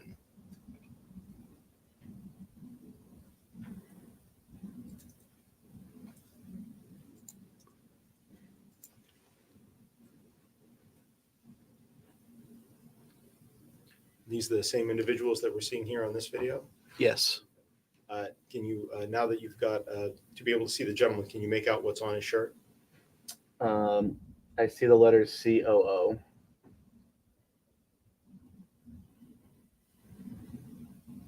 And from this aisle, does that progress to another aisle that has video footage of the two of them closer up like that? I believe so, yes. I'd like to now show you the file that you provided, Cosmetics EVPM 5, December 30th, 2021, from 14/29/18 through 14/32/16. Let us know if you see those same two individuals come on this video clip, please.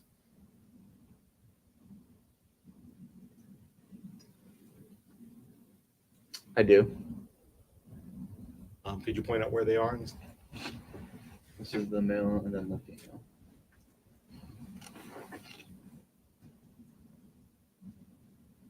Can you still see the same tan hat from before? I can. With regards to these last three video clips that we've watched and the one that we're watching right now, do you see the dark colored jacket that he had on from before? He is not wearing the jacket.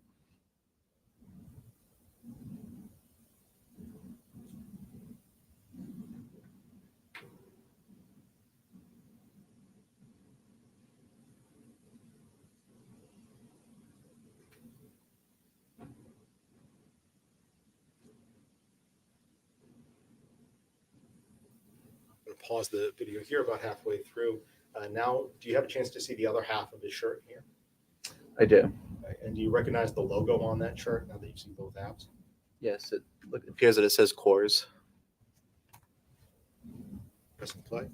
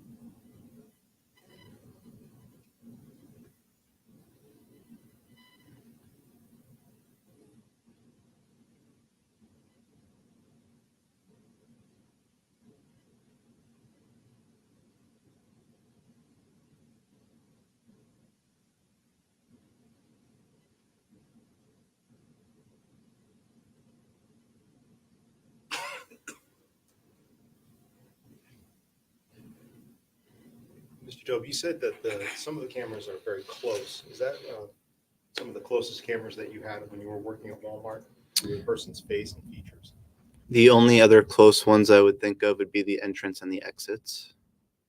And is there also kind of a, let's say, a middle view as compared to kind of an eye in the sky for you? Is there one almost that's like in the middle where you get a little bit closer to the individual, but maybe it's not up on a ceiling? Yes, there are some of those. And specifically, Do you have any like that? It comes with a label called razor blades when it comes to your video. Yes. Why is it that Walmart keeps video footage over the razor blade section? It's just another aisle that's considered high risk. I'd like to play one of the other tracks that you've provided, titled Razor Blades, again, December 30th, 2021, from 14:32:50 through 14:34:31.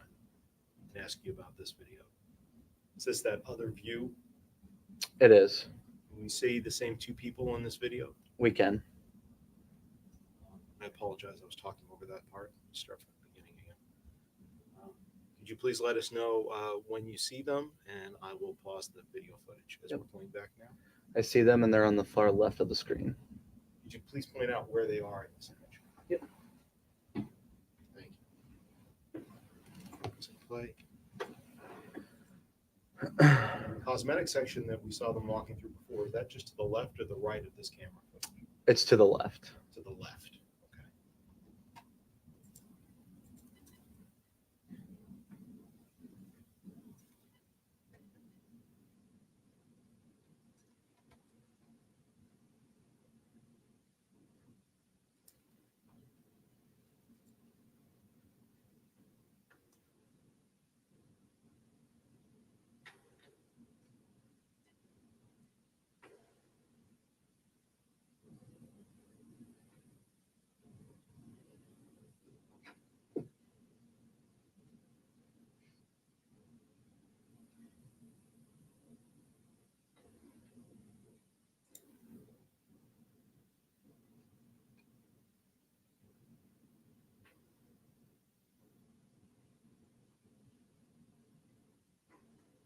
Do you see them again? I do. Please point out where they are on the screen. So down at the bottom center, coming up the aisle. That's correct. Where are the exits for the store in relation to this aisle? The exits? Yeah. So the general merchandise exit is just to the right of this camera view. So it's pointing to like the top right off the screen. Correct. So just past this aisle is the pharmacy, and then right after the pharmacy is a general merchandise exit. And what about the grocery exit? That's further down. Same direction. Correct.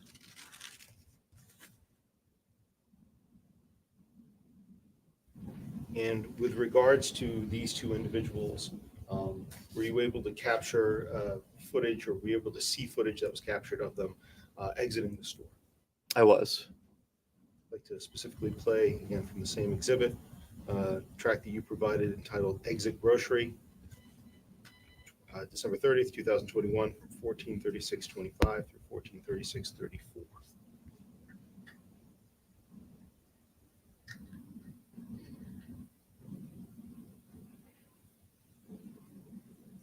You see the gentleman in the tan hat?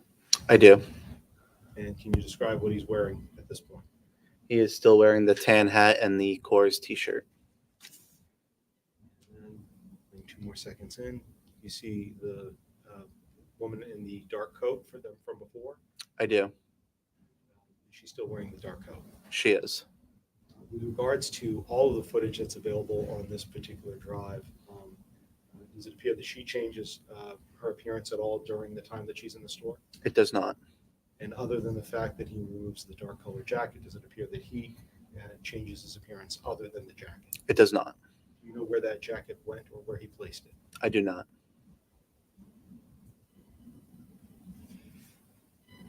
And finally, back at the service desk monitor,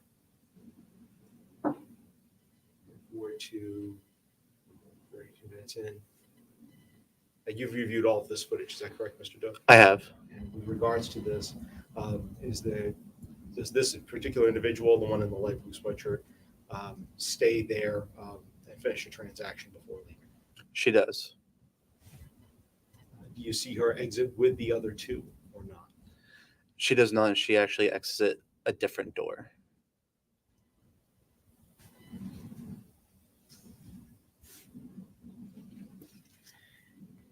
Mr. Doe, going to end there. With regards to that and the other footage on there, once you have that provided, once you have that obtained, who did you provide it to the Manchester Police Department? I don't recall if I gave it to an officer exactly or if I dropped it off at the front desk. But I know the video was for Detective Bergeron Rosa. Other than the footage that we went through, I know you stated that there are additional moments in that footage of that you provided of them walking around the store. Is that correct? Correct. For what's been admitted as an exhibit here today, is there any additional footage of them closer up to the face, or what we see was as close as we could get? That's as close as we could get. Thank you. Just a moment, please, Ron. Thank you, Mr. Doe. I have no further questions for you. Defense counsel may have. Okay. Just brief, excuse me, just briefly. For those that don't know what an Echo ATM is, and how it works, you walk up to the machine with whatever you want to exchange, right? That's correct.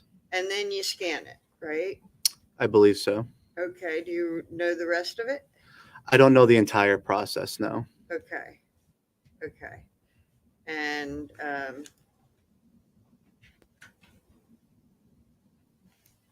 have you seen, never mind. Thank you, Your Honor. Anything further?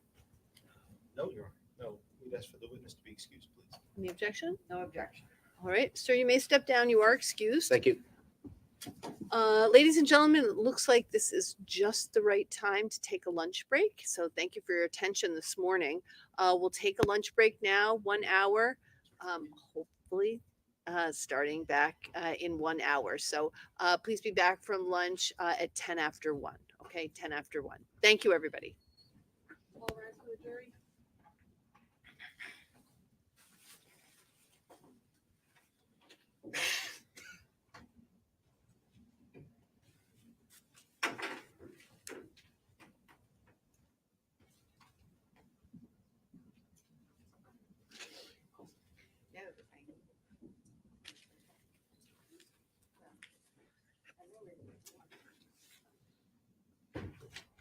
All right. Any preliminary matters we need to deal with? Your Honor, just with regards to the state's next You can be wit- seated. Sorry. With regards to the state's next witness, we will ask if the lights can be dimmed as much as possible due to the medical condition that he is facing right now. Any objection? No. Okay. No. Okay. Let's surprise the jurors and let's really start at 10 after 1. If for any reason there's some issue that comes up during lunchtime and you want to see me, just let a court officer know or let someone know. They'll come get me. I'm available. Okay. I will be reviewing another exhibit by the state that I have not seen. It is not about the next witness, and I'm sure the next witness will be a while, so it's nothing that needs to be brought up during lunch, but I don't know if I will have an issue or not. If you do, let's try to if you do and you do and we can address it before we come back. I'd rather do that than try to do it when we're, when we just have a short break. So if there's something that we can address that you have, then let me know. Okay. Okay. All right. Very good. Thank you, everybody. Thank you, Your Honor. Oh, yeah. Counsel, anybody needed for transport for tomorrow? Tomorrow. I'm sorry, Tuesday. Sorry.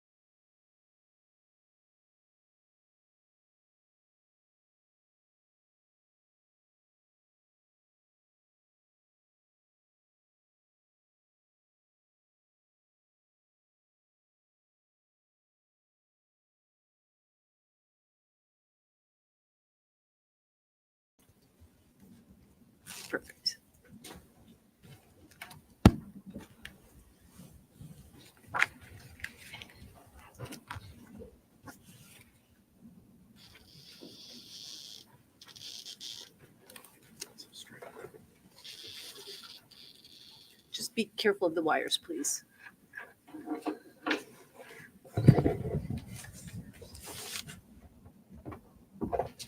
So Detective Bergeron Rose, I'm going to ask that you remain standing and raise your right hand. Do you swear that the testimony that you'll provide this jury will be the truth, the whole truth, and nothing but the truth under the pains and penalties of perjury? I do. Thank you. You can have a seat. And is the lighting okay here? It's okay. Yeah. At any point, if you need to take a break, please let us know so we can request that from the judge. Okay. Detective Bergeron Rosa, can you begin by stating and spelling your first and last name for the record? Detective Adam Bergeron Rosa, ADAMBERGERON-ROSA, And Detective Bergeron Rosa, how are you presently employed? with the Manchester, New Hampshire Police Department. And let me back up for just a second. Where do you currently reside? Where do I currently reside? City and state. I currently reside in Allenstown, New Hampshire, How long have you been a New Hampshire resident? my whole life. And you mentioned that you presently work for the Manchester Police Department. Yes. How long have you worked there? Just over 15 years. And what is your current assignment with the Manchester Police Department? I'm a detective. As a detective with the Manchester Police Department, what are your roles and responsibilities? To investigate the crimes within the city of Manchester.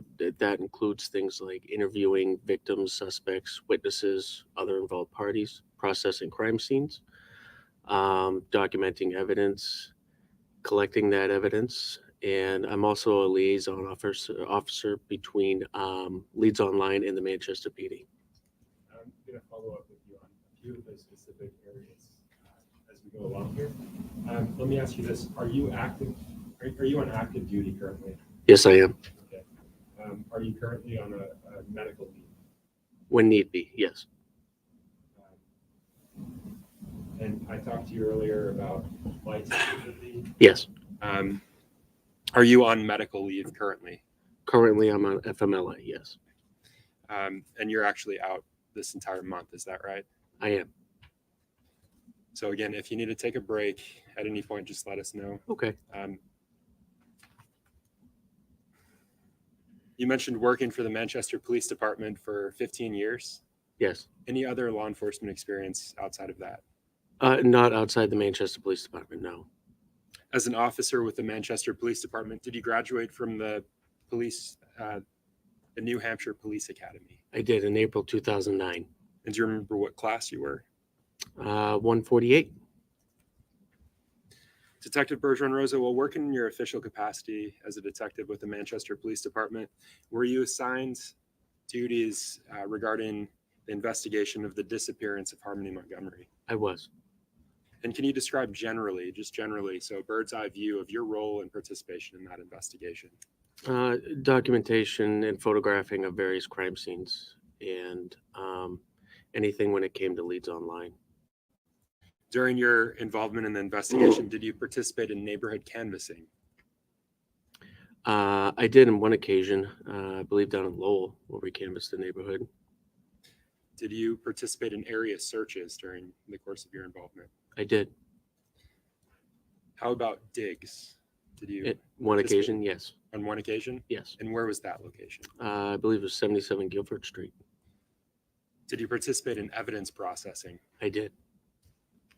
I want to go into some of the specific things that you did during the course of your investigation in this case. And I want to begin by talking about the processing of an Audi IS4 bearing New Hampshire registration 4569334. During your involvement, did you participate in the processing of that vehicle? I did. And what was the condition of that vehicle when you processed it? It was poor. Specifically, the inside was damp, covered in mold. The condition of the vehicle was poor. What was your specific role in processing that vehicle? To apply Blue Star to the interior of the vehicle and document the results. And were you assisted by other detectives in processing that Audi IS4? I was. And do you recall their names? Detective Bombard and Detective Ray Lammy. Do you recall when that processing occurred? January 21st, 2022 through January 23rd, 2022. And I think you mentioned this, but you used a chemical process called Blue Star. Is that correct? That's correct. And the jury's heard a lot about Blue Star during the course of this trial. Let me ask you this. Did you receive presumptive positive results during the processing of that vehicle? We did. And with the samples that you received presumptive positives on, what did you do with those samples? So if it was on a part of the vehicle that could be removed, we removed that article that had that presumptive positive on it and then packaged that article as evidence. If they were on parts of the vehicle that could not be removed, we took a blood swab or a swab of that area of that presumptive positive area. So you swabbed the area. Yeah, we swabbed it. Do you know what occurred with those samples after your processing? I don't. Do you believe they would have been sent to the lab? Oh, of course. Okay. And we've already heard from the folks at the lab, so I'm not going to question you about that. I want to transition. I want to switch gears. I want to talk about a specific address, specifically 177 Lake Ave. Are you familiar with that location? I am. Okay. Is that also known as the Families in Transition or FIT shelter? It is. And what city is that location In Manchester, New Hampshire.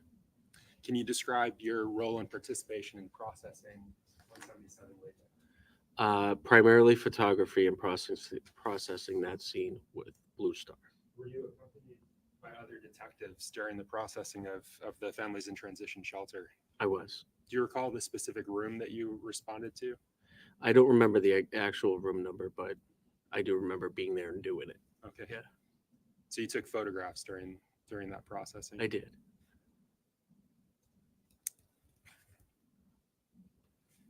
And do you recall who you were with during the processing of the Families in Transition shelter? Yes, I was with Detective Sergeant Lovejoy, Detective Ray Hill, Detective Garrett Bombard, and Detective Ray Lammy.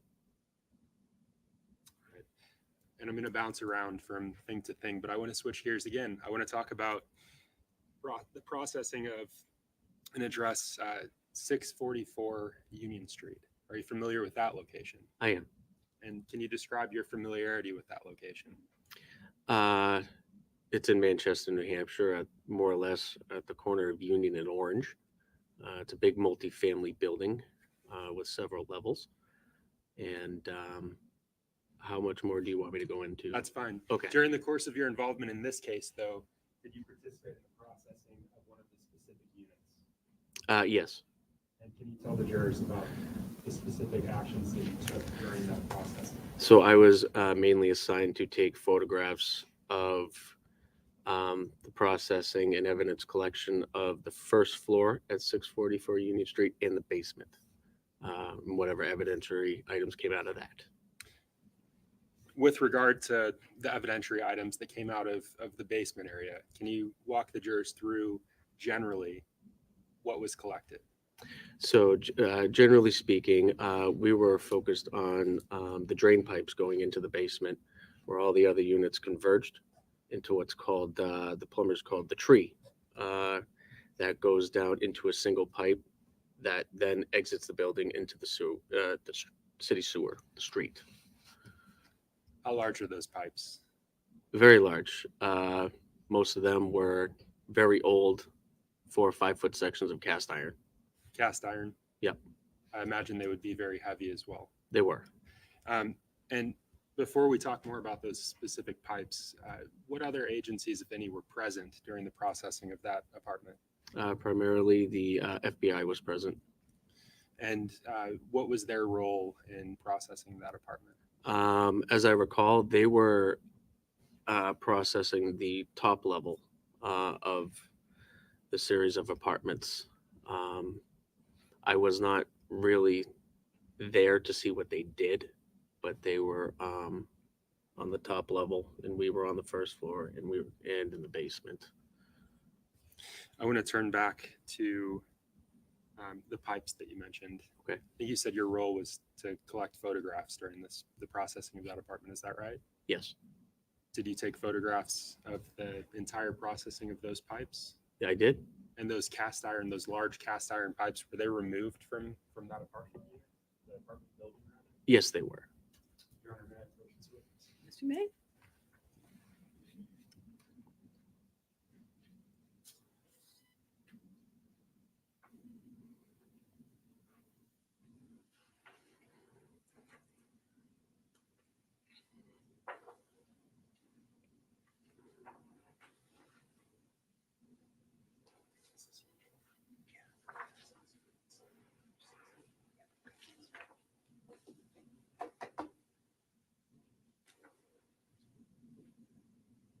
So Detective Bergeron Rosa, I'm handing you what's been marked for identification as States Exhibits 57 through 60. Okay. I'm just going to ask that you look through each of those in turn and look up when you finish.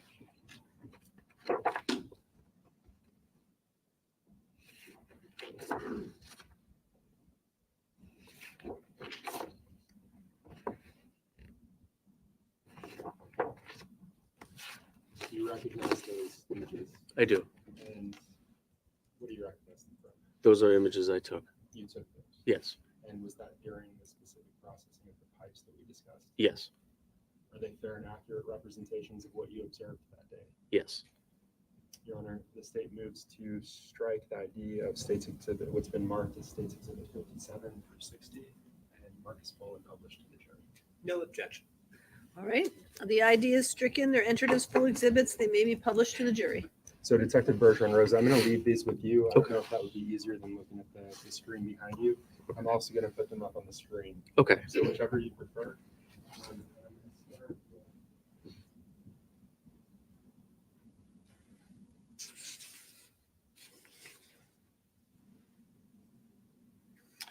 I'm going to start with a question about those the apartment units that you searched. What led you to those apartment units? As I understood it, from the lead detectives on that this case, is it was a prior residence of the people involved. Who specifically was the prior resident? Adam Montgomery and Kayla Montgomery.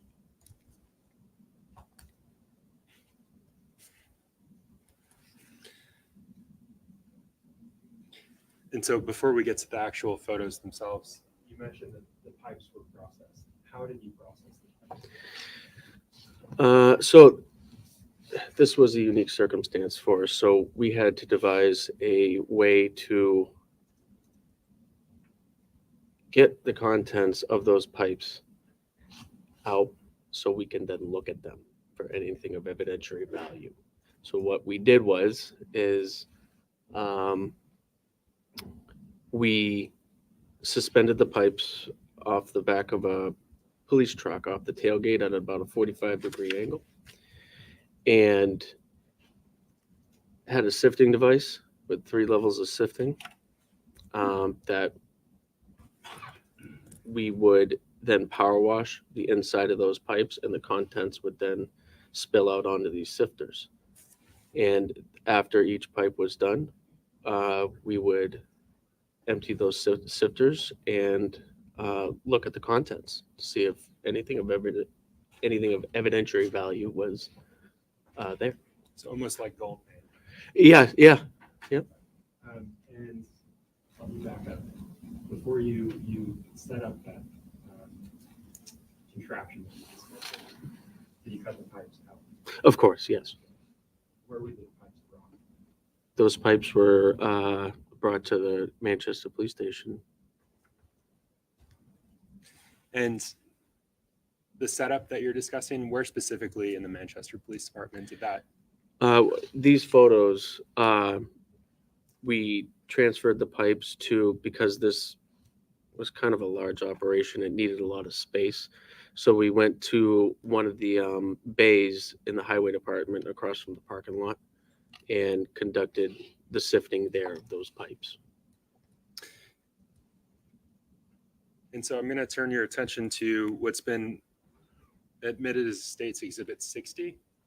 Is that consistent with the State's Exhibit 60 that's in front of you? Yes. And so can you explain to the jurors what we're seeing in this image?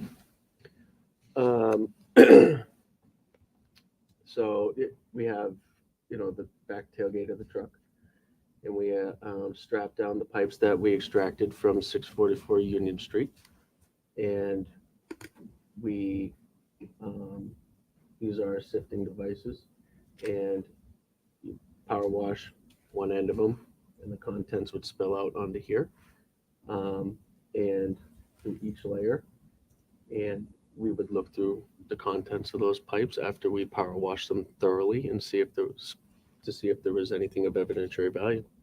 Turning your attention to what's been marked as States Exhibit 59. What are we looking at here? That is one of the pipes after power washing. And was this, you said this was after the power washing? Yes. And we'll talk about that in just a moment. Turning to States Exhibit 58. What are we looking at here? That is in the previous image of the double pipes. That's the one closest to you. That's before power washing. Now, you mentioned a power washing, and I want to turn to States Exhibit 57. What are we seeing in this image? A high pressure hose that is manned by, I believe, I can't see the face, but if I remember, it was Detective Bombard holding that. And the high pressure hose, you put it in the end of the pipe, and the water would shoot down the pipe, and any loose contents would flow down into those sifting devices. And you mentioned those sifting devices. Let me ask you this, Detective. Was there a forensic anthropologist there that day with your team? There was. Okay. And do you know that individual's name? I do not recall, but she was there. I don't recall her name. Why was there a forensic anthropologist there that day? Well, in the instance that we found any kind of human remains, she would be able to assist us in identifying preliminarily if those remains were in fact human or not.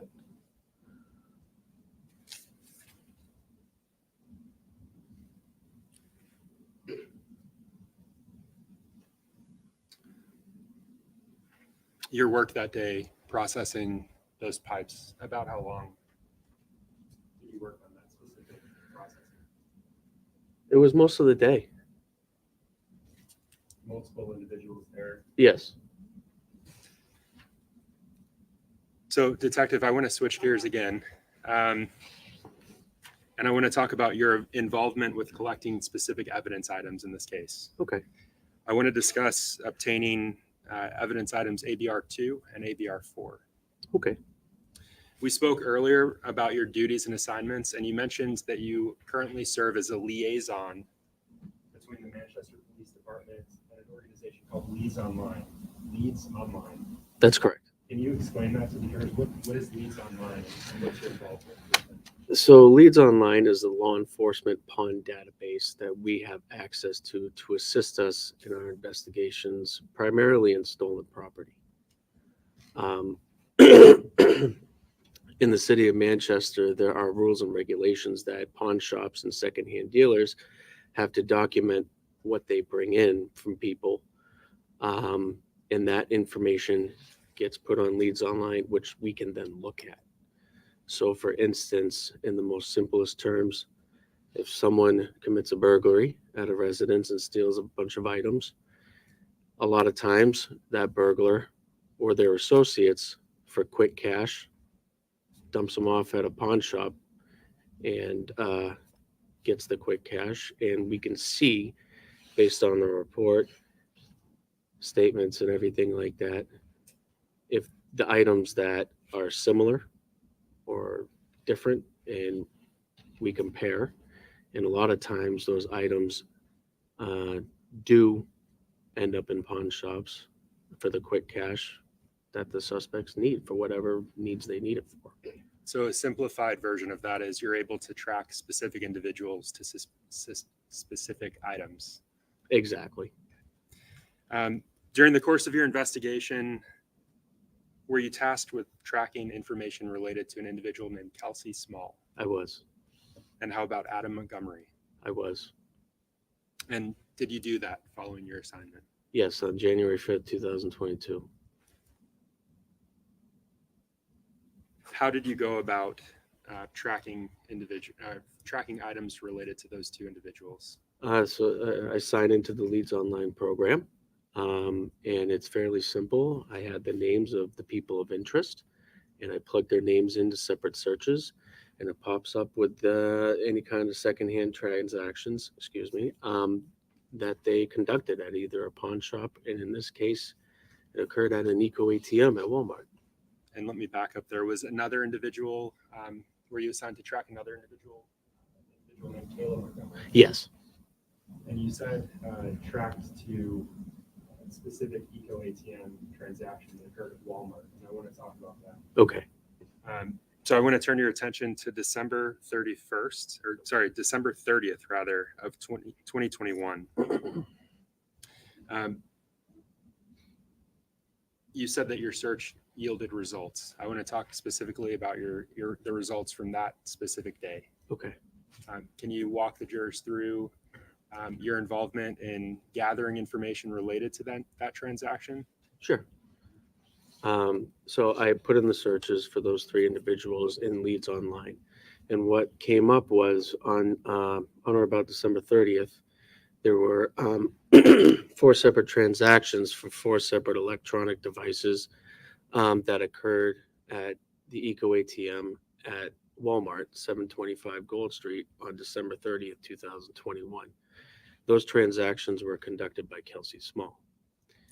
And in those transactions, I can see a photo of the individual's ID, because that's what's required to make those transactions, a photo of the individual themselves, and a specific information on each item, like serial numbers if they're available, and a photo of those items that were sold to that Eco ATM.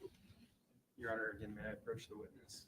Yes, you may. So Detective Bergeron Rosa, at a moment I'll be handing you what's been marked as State's Exhibit 90, previously published to this jury. And I'm just going to ask that you take a look at State's Exhibit 90. I'm going to move these exhibits away. And just look up when you have a chance to.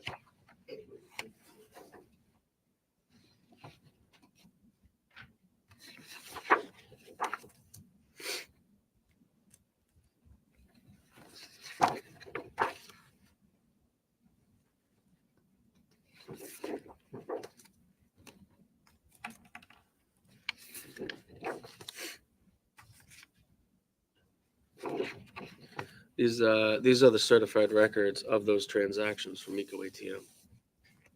Have you seen those records before? I have. Familiar with them? I am. And to the extent that those have already been published, Your Honor, I move to republish to the jury. You may do so. And you mentioned that those are the certified records from the Eco ATM transactions. Did you actually obtain those during the course of your involvement in this investigation? I did. And is that those documents, are they consistent with what you obtained? Yes, they are. I'm going to ask that you look to the screen behind you. What's up on the screen, is that consistent with State's Exhibit 90 that's in front of you? Oh, yes. Okay. Yes, it is. And feel free to look at State's Exhibit 90 or the screen behind you, whichever one you prefer.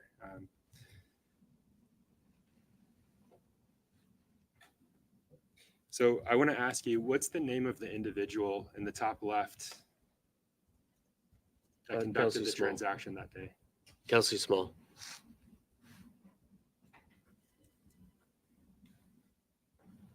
And what was the date and time of the transaction? That should be on the top right. December 30th, 2021 at 2:18 p.m. And so I want to walk through the phone's make and model. Samsung Galaxy A01 cell phone. And that's with respect to one of those 4 transactions? Is that- Yes, it is. And so I want to ask you this, what amount did Eco ATM pay the individuals for this transaction, for this phone?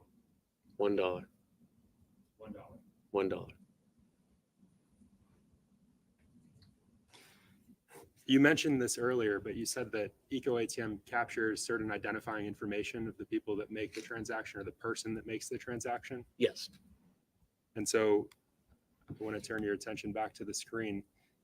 Those records that you received, did they capture that information? Yes, they captured this information. Yes. And you said you'd previously reviewed this information. Can you point the jurors to the individual Kelsey Small that you were tasked with tracking transactions related to? This young lady right here.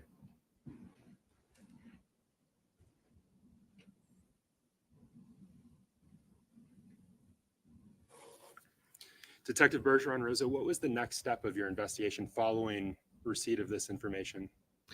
So the next thing I went to do is I do what's called, I put a hold on these items, which means I send a notification to Eco ATM to say, hey, do not dispose of these things. We want them for our investigation. And why would you put a hold on items?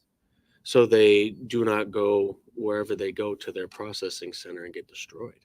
Okay. Cell phones, do they generally contain relevant information? Well, yeah, that too.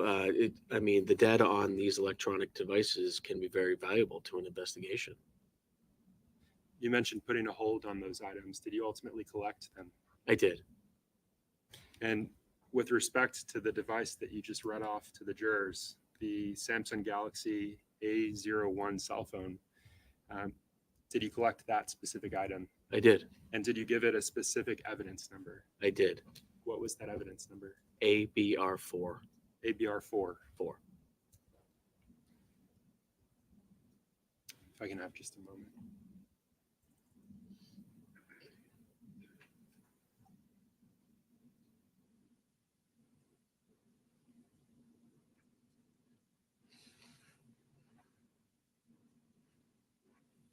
Your Honor, may I approach the witness again? Yes, you may.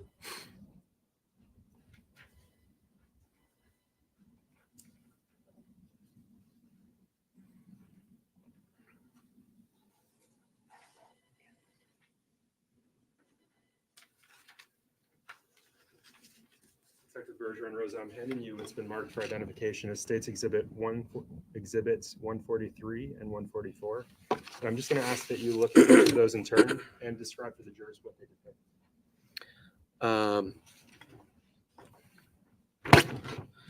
144 is a photo of that Samsung A01 cell phone. And the other is the packaging, evidence packaging that I put that cell phone in. You say that you put the cell phone in. So do you recognize the images that are depicted there? Yes, I recognize these. Are they fair and accurate? Yes, they are. True and correct? Yes. Your Honor, I move to strike the ID of States Exhibits 143 and 144. Right, the ID is stricken, they're entered as full exhibits, Okay. and they may be published to the jury. So Detective Bergeron Rosa, you said that you collected the cell phone and you packaged it. Yes. What did you ultimately do with this cell phone? I later provided it to our cybercrime detective, Lou Krozik, And why did you do that? Why provide it to a cybercrime detective? so he could perform a cell phone data extraction on it.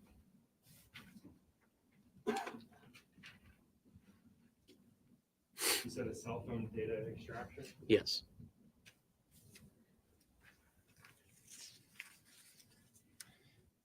Did you receive consent from the Eco ATM to take the items and to search them? Yes. Before that was done, I did contact Eco ATM and they gave us clear permission to do what we needed with the devices as it pertained to the investigation, which included a data extraction. With respect to this transaction, what was the next step in your investigation? Well, we had a photo of the person who conducted the Eco ATM transaction. So next we wanted to see if we could obtain video from Walmart. Why did you want the footage from Walmart? To see who possibly Kelsey was with when these transactions were conducted. What steps did you take to obtain that footage? I contacted the asset protection officer at Walmart, Mike Doby, and requested the surveillance video footage. And did you obtain it? I did. And I think you mentioned this, but you interacted with Michael Dobe. I did. And similar to the cell phone that we just discussed, did you give that footage a specific evidence number? I did, and that evidence number is ABR2. Thank you. I have no further questions for you. Good afternoon. I have no questions. Okay. May I sit down? Thank you.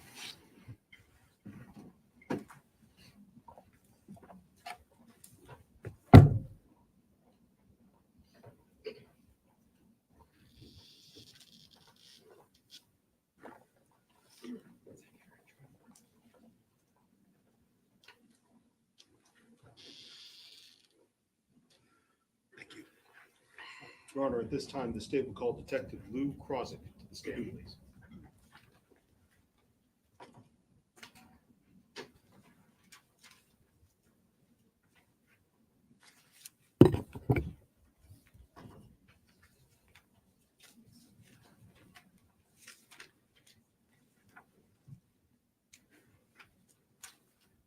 Good afternoon, Detective.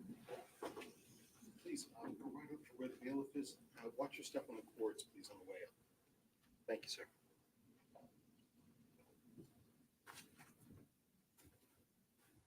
And Detective, if you would remain standing just for a brief moment.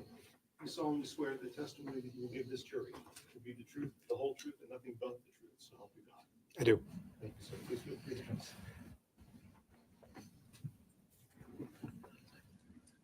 And Detective Crosby, as we're being recorded here today, please state your full name and spell both your first and your last name for the record. Louis Krozik, LOUISKRAWCZYK. And as we can probably guess from your title, can I ask you where you're currently employed? Manchester Police Department. How long have you been working there? About 23 years. About 23 years? Yes. Okay. Did you graduate from the New Hampshire Police Standards and Training Academy? Yes. And do you remember your academy class number? 131. 131. With regards to the time that you've been working at the Manchester Police Department, can you describe for us, please, a couple of the different positions that you've had and the different sorts of duties you've had during that time? I started as a dispatcher. In 2003, I became a police officer, and I worked patrol for about 12 years. I then became a detective, worked general cases, investigations, and moved to cyber crimes in, I think, 2017. 2017. And are you still working cyber crimes to this day? Yes. And working in that particular unit or division, how are those duties different from necessarily other detectives that might be working juvenile crimes or domestic violence crimes or general adult crimes? I mostly work with evidence for other cases that other detectives are working on. So I specialize in digital evidence, phones, computers, electronics. Can you talk a little bit and explain to the jury what is some of the training that you've had to go through in order to be able to work in this unit and do the type of work with electronics that you do on an everyday basis? I've had a lot of different trainings through the Secret Service, Homeland Security. I've had trainings through some of the companies that make the equipment that we use, including Celebrite, Magnet. And I've done some of their certification programs also. The trainings that you take part in, do these sometimes happen almost on a yearly basis to keep up to date with new procedures? Yes, it's constant. And as part of your trainings and part of your work, I should say overall, let's just say work, do you do data extractions from cell phones? Yes. Over the years, about how many different cell phone extractions would you say you've done? I didn't count, but probably close to 1,000. 1,000. Can you talk to us a little bit with regards to when extracting information from a cell phone about the term an IMEI? What does IMEI stand for? I hate acronyms, but it stands for International Mobile Equipment Identifier. It's basically a serial number for a phone. Like a serial number? Yes. So I guess like a serial number, is it unique to a brand of phone or is it unique to a handset, a phone itself? It's the specific phone. It's how the company identifies that phone. In connection with the investigation into the disappearance of Harmony Montgomery, did you extract data from a cell phone provided by Detective Adam Bergeron Rosa, labeled evidence item ABR4, a black Samsung cell phone with an IMEI number of 352-082-509-319-804? Yes. And generally, how are data extractions conducted from a phone? So um, if I were to bring my phone into you and say, I need you to go ahead and extract it, how do you go about doing that? We have physical tools and software to copy the data off the phones, and it varies. All phones are different, and there's different operating systems, so it varies slightly, but usually it involves some specified equipment. With respect to the extraction from this phone, this ABR4 cell phone, how did you do that one? How did that proceed? We have a tool called a gray key. Gray key. Is that a software or is that hardware? It's hardware. Okay. And how does that work? You plug the phone in, it gives you instructions. It can determine if there's a pin to the phone. And once it finds a pin, it'll extract all the data from the phone. Is that software generally accepted and utilized by law enforcement agencies across the country? Yes. And were you able to extract data from that cell phone, from that ABR4 cell phone? Yes, I was. Okay. What was done with the data that you extracted from that phone? We have a software program that interprets the data to organize it so that you can look through it. Okay. And did you save that data into evidence? Yes. Do you remember what evidence item you gave to it? It's my understanding that detectives typically use their initials when they put something into evidence. What would this have been called? I believe it was LJK5. LJK5 being your initials, right? Yes.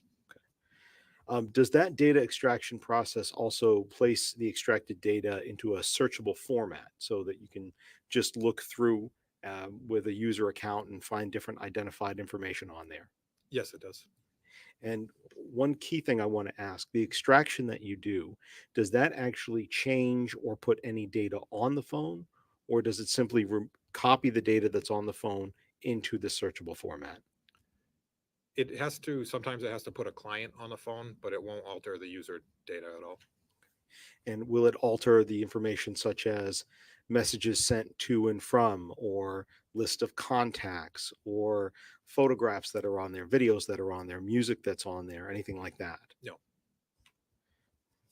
Were photos of the phone and the envelope it came in taken as part of your extraction process?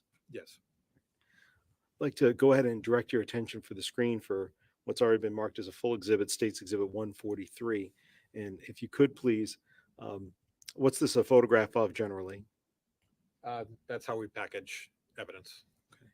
And I'd like to go ahead and look a little bit closer. The label, do you recognize that zoom in as the label on that envelope? Yes. And with regards to it, what's the label that's been given for this cell phone? What are the initials that came, the evidence initials that came with this one? ABR4. Separate from that, I'd like to also go ahead and show what's been marked as States Exhibit 144. Do you recognize what this is a picture of? Yes. And what is it? It's the back of the cell phone, ABR4. There are two white rectangles that I see on the screen here. Are those labels? Yes. And are those labels that you put on? No.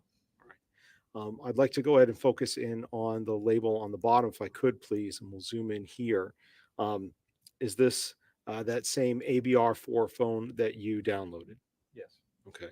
And with regards to that, could you read the IMEI number for us, please? 352-082-509-319-804. I apologize. Detective Krosik, I'm just going to have you look at actually States Exhibit 143 and 144. I just wanted to have you go ahead and compare it to the images behind you. If you could look back on 144 just for a moment. Other than the fact that the one behind you happens to be in color and that one is in black and white, are there any other changes between those two images? No. I'd like to direct your attention to 143. Same question. other than the fact that what's on the screen behind you is in color and what's in front of you is in black and white. Any other changes or differences between those two images? No. Thank you.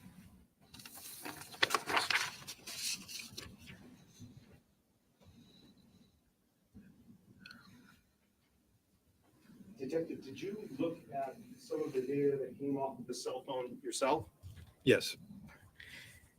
And did the data extraction process that you went through, did that also provide information as to whether or not a Facebook Messenger account was once logged onto the phone and accessed on the phone?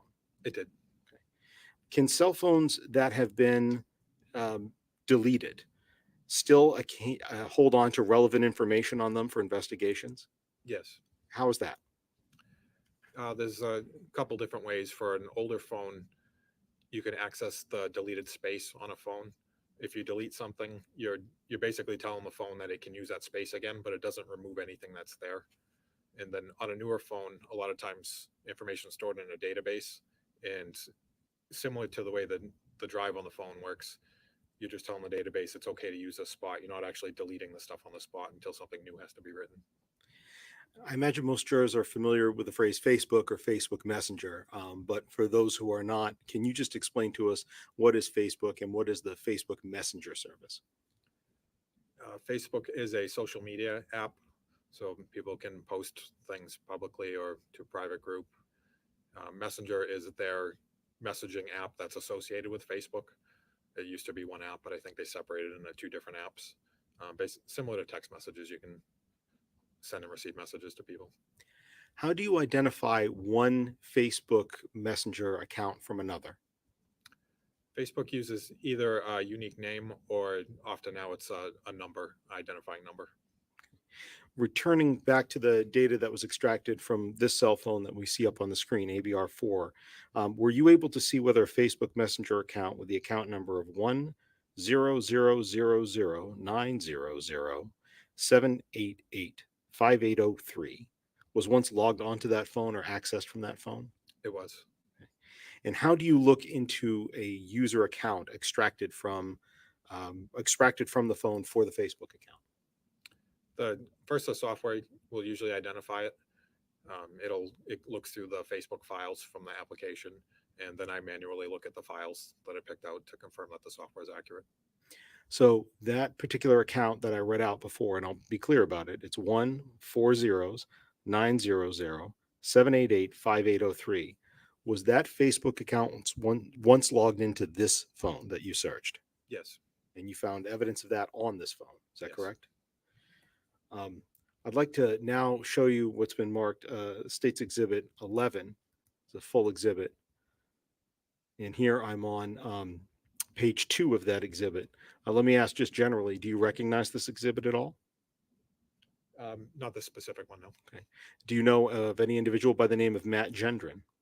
I do not. I'd like to zoom in here at the very top of the screen. Could you please read for us what the Facebook account is for this message thread involved? This is 1000900-788-5803. Thank you. And also on this particular exhibit, and is that highlighted appropriately with the yellow circle, the Facebook account that you just read? Yes. And the message that you see on this particular screen, starting on the very first one, can you read for us the date and time of that first message? 12/8/2019 at 12:13 a.m. And what's the message? Hey, need help ASAP.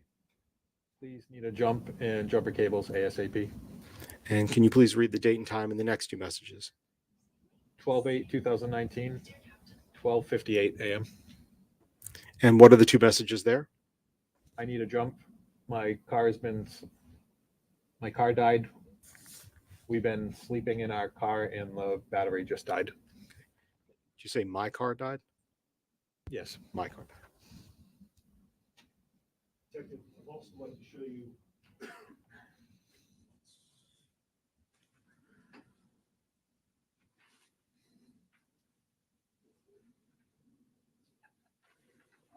show you what's been marked State's Exhibit 140. And I'm just going to have you look at that just for a quick moment.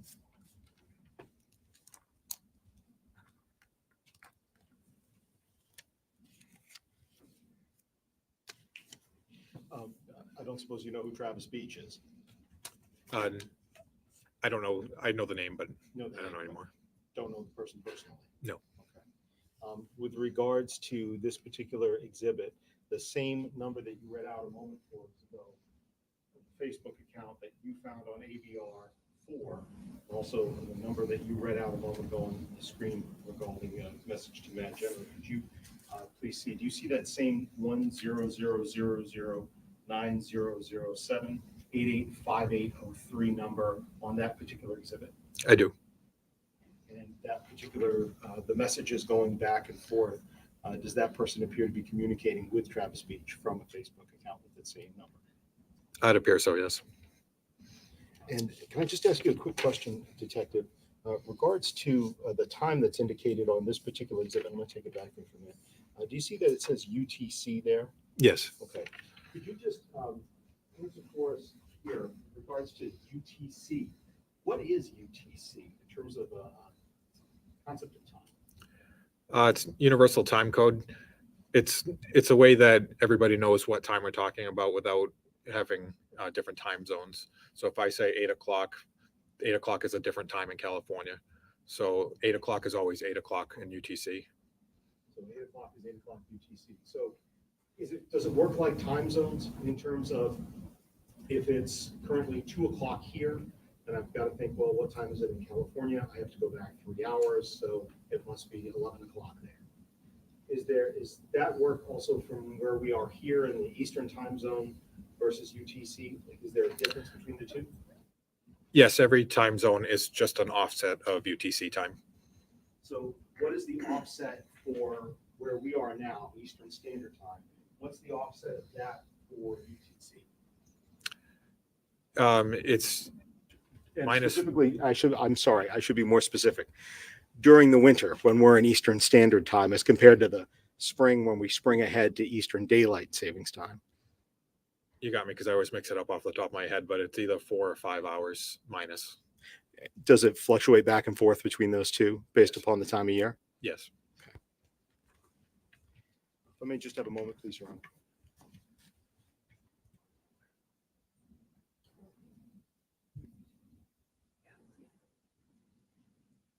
So just to clarify then, Detective, between 4 or 5 hours, depending on the time of year, that's the difference between where we are now, Eastern Standard Time, and UTC. Yes. Thank you. I have no further questions for you, sir. I believe defense counsel may have a few. Good afternoon. Hi. I'm Jamie Brooks, and I represent Adam Montgomery, and I just want to get a quick clarification on something. The state talked with you about a phone. ABR4 is what it's labeled. And the state talked about how there is a Facebook account that was accessed on that phone. Do you understand thus far? Yes. Great. So the state then showed messages or Facebook Messenger exchanges from that account. One involved an exchange with a Matthew Gendron. The other involved an exchange with Travis Beach. Do you follow me thus far? Yes. Okay. So, but what is not shown is that those messages were physically typed from that phone. Correct? That's not what Correct. the evidence shows. Yes. Well, I don't know if I'm sorry. Can you rephrase? Sure. The evidence does not show that those messages were actually made from that specific phone, ABR4, correct? Okay. I did not review the messages themselves. I reviewed the account. Okay. So all that's shown is that the account that had those exchanges was accessed on ABR4. That's what I reviewed. Yes. Great. Thank you. Just to clarify, Detective, so you found out that that phone was logged into that account. Is that correct? Yes. And that was all sitting on the deleted space? Deleted space on the phone? Like the account was no longer there on the phone, you're finding it in this deleted space? The files that show the account were not deleted, but I don't recall whether the account was actually deleted from the phone, but the files were not. They were resident on the phone. They were resident on the phone. Yes. So you could see them. Yes. And this was the phone that was ABR for. Do you know where Detective Bergeron Rosa got it from or not? Yes, I believe he got it from Eco ATM. All right, thank you. Nothing further. All right, you may step down. Thank you. You asked the witness to excuse me. Any objection? Witness is excused.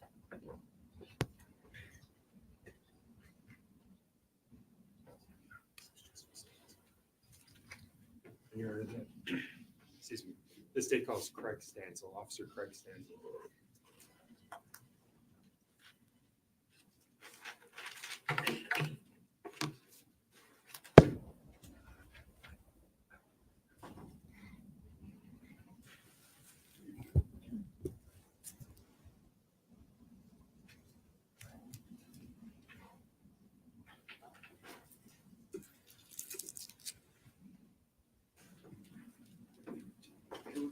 Watch your step on the courts. Thank you.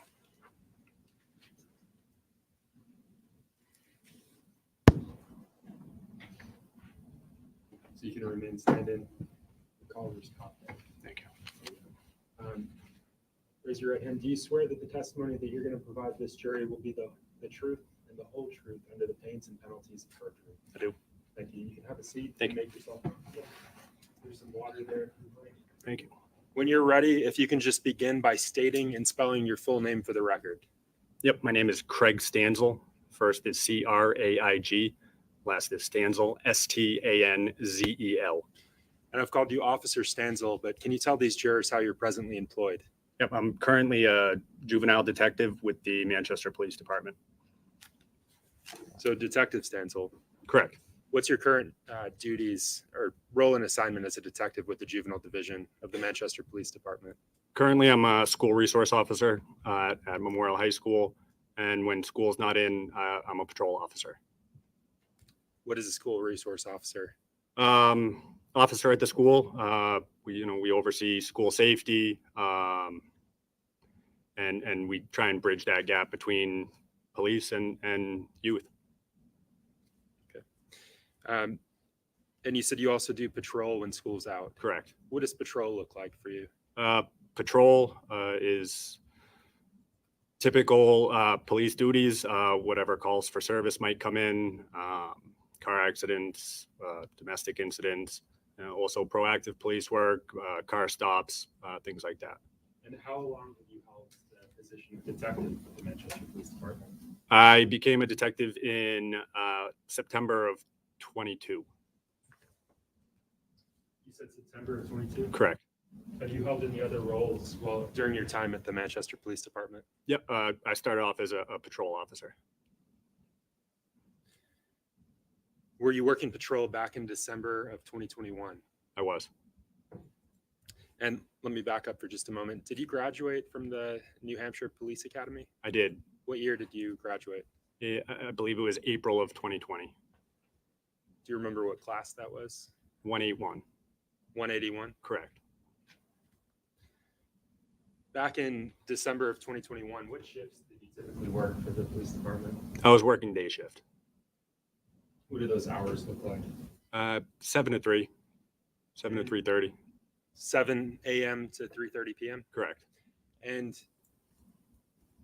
back then in December of 21, what would happen at the start of each of your shifts? At the beginning of every shift, we have a roll call with either the sergeant and lieutenant of the day, along with all the patrol officers going on shift. You said that's at the beginning of your shift. Correct. About how many officers typically participated in those? However many are on duty that day, 15, 20. And you called it a roll call. What's the purpose of a roll call? Multi-purpose. We do a systems check. We make sure all our gear is working properly. We'll go over any high priority incidents that may have happened recently, officer safety issues, and sort of things to be on the lookout for. When you say be on the lookout for, do you talk about people to be on the lookout for? Sometimes, yes. Is there an acronym that goes along with that, a BOLO, for example? Yes, BOLO. be on the lookout for, do those apply to adults as well as children? Yes. I want to switch gears. I want to talk about your involvement as an officer with the Manchester Police Department on a case involving a missing child, Harmony Montgomery. Are you familiar with that individual? Yes. That name? Yes. Can you tell these jurors your role, just generally, your role and participation in that investigation? Yes. Back in December, of that year, I located the vehicle in which he was occupied. And when you say the vehicle in which he was occupied, who's the he that you're referring to? Adam Montgomery. And let's break that down. When did you begin looking for Adam Montgomery? You specifically. That morning, be on the lookout was issued during roll call for a blue, I believe a blue Pontiac with Maine plates that he was associated to. He being Adam Montgomery. and I want to fast forward just a bit, but did you locate Adam Montgomery that day? I did. Your Honor, may I approach the witness? Yes.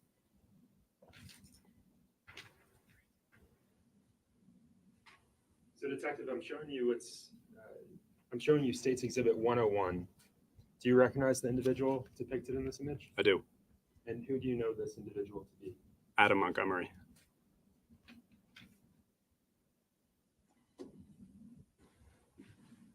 Do you remember the vehicle you mentioned, the Pontiac with Maine registration? Yes. Do you remember the individual that vehicle was registered to?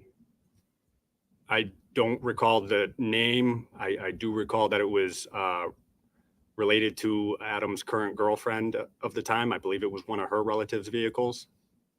Does the name Douglas Small stand out to you? Yes. Was that the individual who that vehicle was registered to? Yes. And if at any time during this discussion you need to review your report, let me know and I can give it to you. But that name sounds familiar. That's the individual whose vehicle you were searching for that day. Yes. Walk us through the course of that morning for you until you, from leaving the roll call that you discussed to finding the defendant. What did you do? What were steps that you took to find him? So that particular day, my assigned route was Route 11, which is a west side route. I started the morning by checking local area hotels, hotel parking lots for that vehicle. I believe I checked the Econo Lodge and one other hotel on the west side and did not locate the vehicle. I then went to a parking lot where sometimes unhoused people sleep in their cars. And that's where I noticed the vehicle with the Maine registration. And let's back up just a bit. What was the purpose of finding, what was your purpose of finding the defendant that day? So the be on the lookout was issued during the roll call to locate Adam Montgomery in the hopes of locating his daughter, Harmony, who family members hadn't seen for approximately 2 years. 2 years.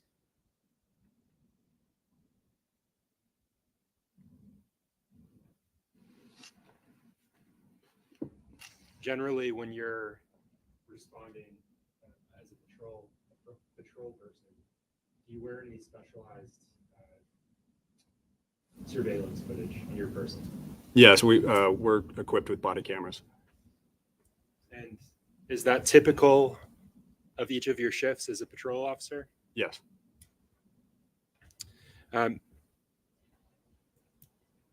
Body cam footage, who's that issued by? I'm sorry? Your surveillance footage, the body cam footage that you wear, who is that? Who's the issuing body of that? Who gives it to you? Do you get it from the police department? Do you get it yourself? The camera? Yes. The camera is issued by the police department. So your body worn camera is issued by the police department? Correct. Do you have occasion in your experience to review that footage? Yes.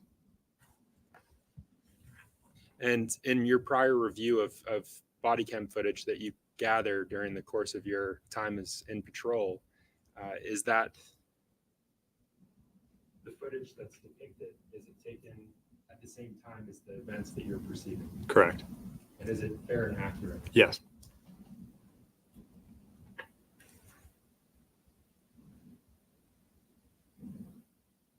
And that recording, does it capture the events as they occur to the best of your knowledge? Yes. So turning to December 31st of 2021, you were looking for the defendant, you said. Yes, Were you wearing your body cam I was. at that time? I was. And was it running? Yes. And prior to your testimony today, have you had an opportunity to review the relevant portion of that recording? Yes. May I approach the witness, Your Honor? Yes, you may.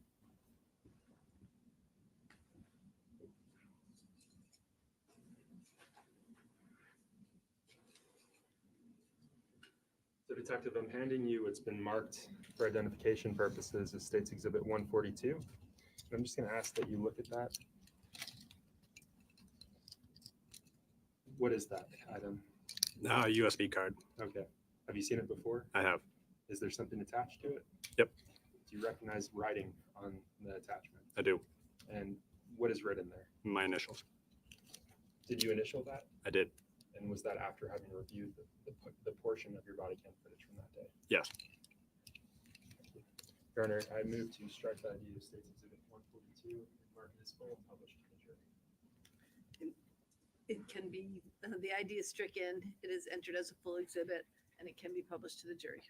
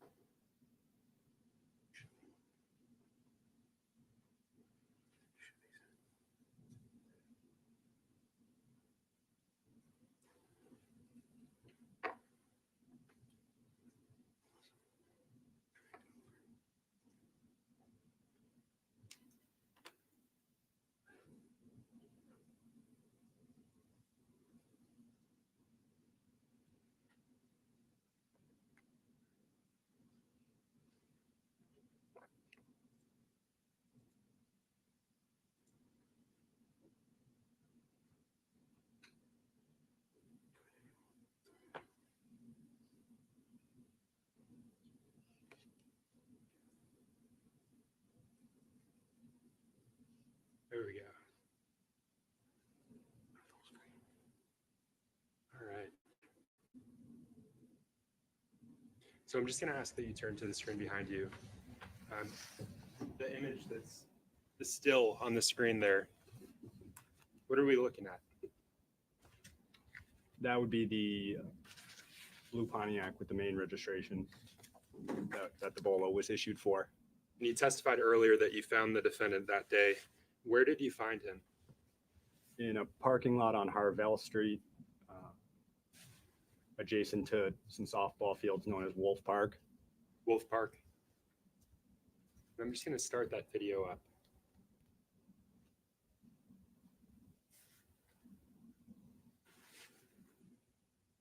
What was the defendant doing when you found him? He was sleeping.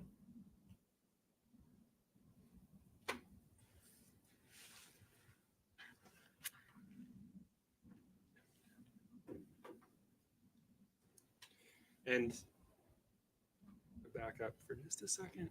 Were you able to make out an article of clothing that the defendant was wearing?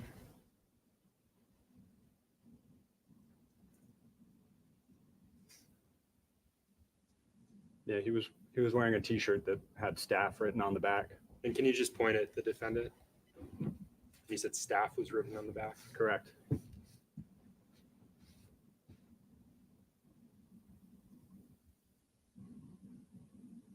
And how about the front of his shirt? Front says Chorus Banquet. The individual that you identified as the defendant in this case, Adam Montgomery, is that the individual who's on the screen there? That's correct.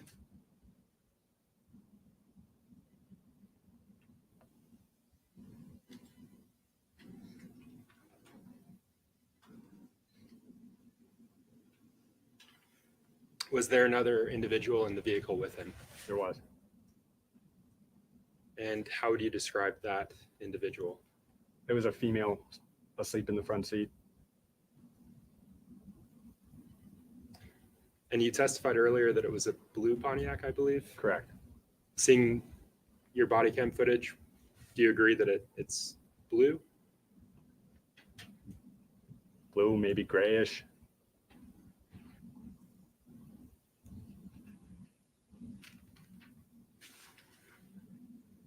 Were there any other individuals in the vehicle with the defendant during your interaction? Just a female in the front seat.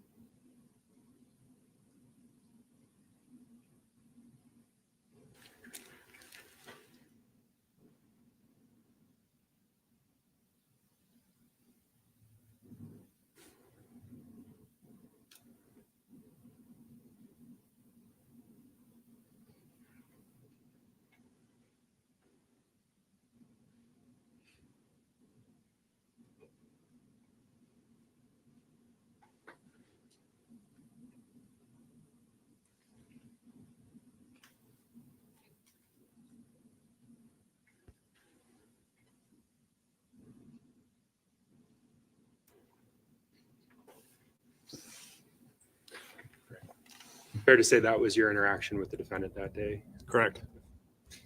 Thank you. No additional questions. Your Honor, I pass the witness. Good afternoon. Just real quick, I think that you said that the parking lot where you found Mr. Montgomery asleep in his vehicle was a place where unhoused people were known to park and sleep. Correct. And it's one of the reasons that you check that place, because unhoused people are known to park and sleep there. Correct. Thank you. Nothing further for this witness. Your Honor, I'd ask that he be excused, or I'd strike that. Nothing additional for this witness. Your Honor. Okay, so you may step down. I don't Not I'm not asking requesting. for- You're not excused, but you may step down. Thank you.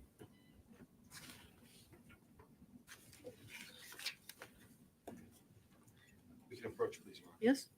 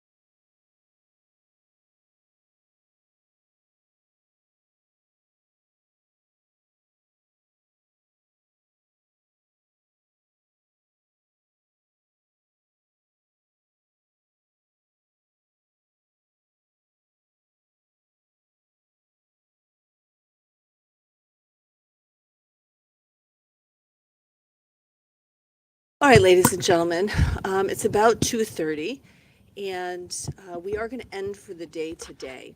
I want to give you a little bit of additional information where I can. I like to try to give you a little bit of a roadmap about where things stand. So the evidence is coming in a little bit more quickly than we anticipated. People do the best that they can in terms of estimating how much time a trial will take. We expect that the evidence will be in before the end of next week, and maybe even closing arguments and instructions. Originally we'd said 3.5 weeks, which would be well into the following week, and then there's periods for deliberation. And we don't try to estimate deliberations. Deliberations take as long as they take, so you need to plan that for that accordingly. But we do anticipate that the evidence will be in before the end of next week. And possibly, as I say, closing arguments, final instructions, and then it would be time to deliberate, and deliberations take as much time as they take. That's the best we can say about that. So I just wanted to let you know that, as I said, I do like to try to give you some roadmap where I can. So that's some additional information for you. I also want to let you know you've been seeing a lot of exhibits. The exhibits do go back into the jury deliberation room unless there's some reason why we don't send something back. But by and large, the documentary evidence, the photographs, video, that does go back into the jury deliberation room. Anything that doesn't go back, if you wanted to see it, I would bring you back into the courtroom to see it. So you'll have access to seeing all of the evidence. And as I say, the documentary evidence, things that have been marked as full exhibits, those will be in the jury deliberation room with you. So I just wanted to let you know that as well, because you're hearing a lot of information, you're seeing a lot of information. So I did want you to know what you would have. We are now going to adjourn for the day. I remind you, and I can't say it strongly enough, you're now going to be gone for the next 3 days. Monday is a holiday. It's a court holiday as well. So you won't be here Monday, but I will have you come back at 8:45 on Tuesday. Do not do any independent research. Make sure that you are avoiding any media about this case. So don't watch anything about it on television. Don't look at anything on social media. Don't discuss it, again, not with each other or with anybody else.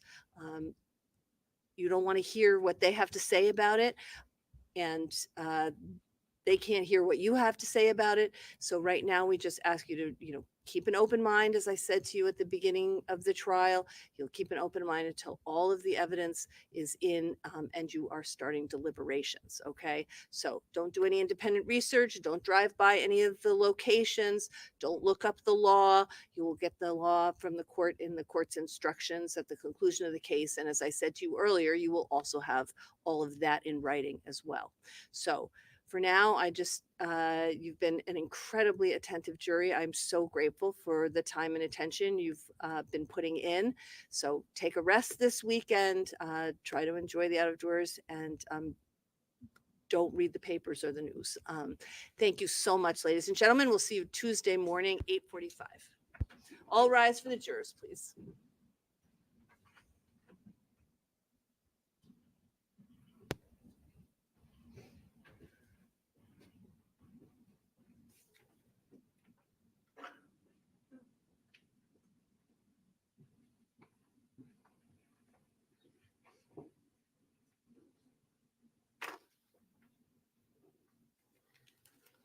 All right, you may be seated.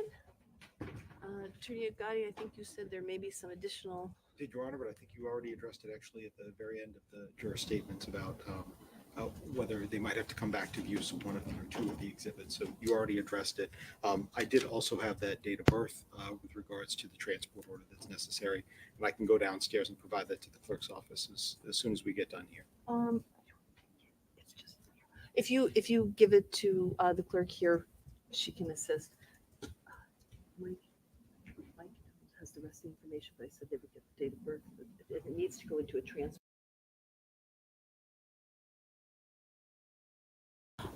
No other transport orders are needed for Tuesday. Okay. Yes, you look like you're ready to say something. I have perhaps two issues, maybe just one. Okay. It's about witnesses that are not on the witness list.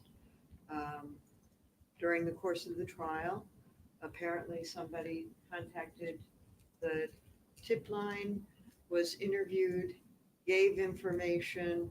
The state has given us a recording of the interview. We've gone through it, but I have not. You know, we've certainly had somebody trying to go through and see. I don't know, and I don't need to name that person now, I assume. So I don't know if we will be seeking to call this person. It's sort of a puzzle with sequestration when it's actually based on watching, as far as I know, the trial. So that issue, perhaps. And then as far as that sequestration issue, just the entire issue of Attorney Garrity speaking with Kayla Montgomery during the course of the trial.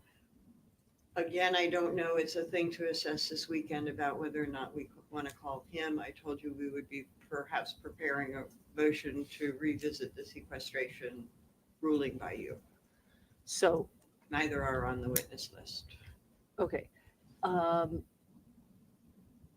Perhaps that individual could be advised anyway at this point not to continue watching the trial. We would have to, I mean, I don't know what, if anything, that person would be saying, so we might have to assess that. Everybody now has the same amount of information, and so I assume everybody could be prepared to deal with it, but if that person could be advised not to continue to watch the trial, I think that would be a good idea. I guess we could get in touch with that person. Sorry. We learned of this same individual Wednesday afternoon that Attorney Smith is speaking about. And within about 10 minutes of us getting the report, we immediately provided it over. We're also going to be looking at it, but I can tell you we've had no contact with this person. We'll certainly look at it. I guess we could ask whether or not our advocate could try to locate a phone number and maybe reach out and have her try not to watch anything additional for the Oh, you sequestration, mean- but we have no contact with this Well, person. this person has, there's just a tip line information. This person has not been interviewed. Detective Rayhill Oh. interviewed her. They did. Apparently, they called the tip line. If I can just summarize briefly, apparently they called the tip line Tuesday after having watched the trial for several days.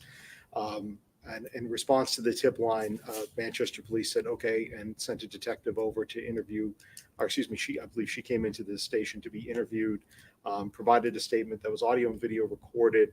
The detective wrote that up and forwarded it to us about 3 hours later, along with a copy of the video of the interview. That report, again, 10 minutes after we got it, we sent it over to defense. The video, I'm about to say the state has not actually watched the video yet, but I have no reason to believe it's different than the report. But other than that, the state and certainly the Attorney General's office, we've had no contact with this person.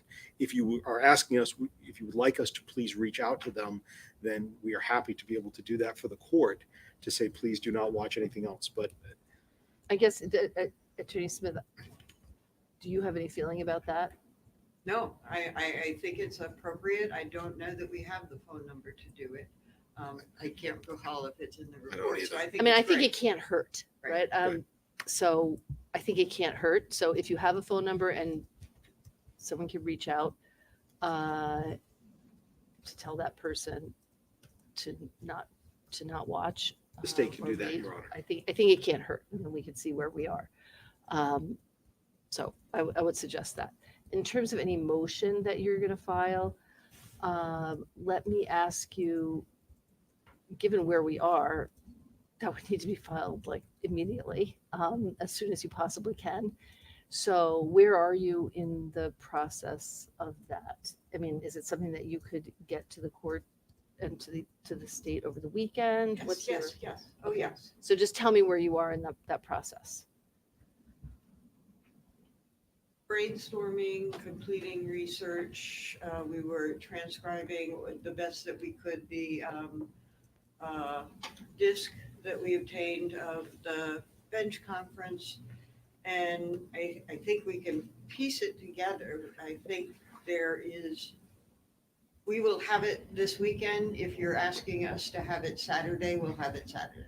I mean, I would like to give the state an opportunity to look at it so they can craft a response. And I would like to look at whatever I can in advance. So we'll have to figure out. So what I'd like you to do is this.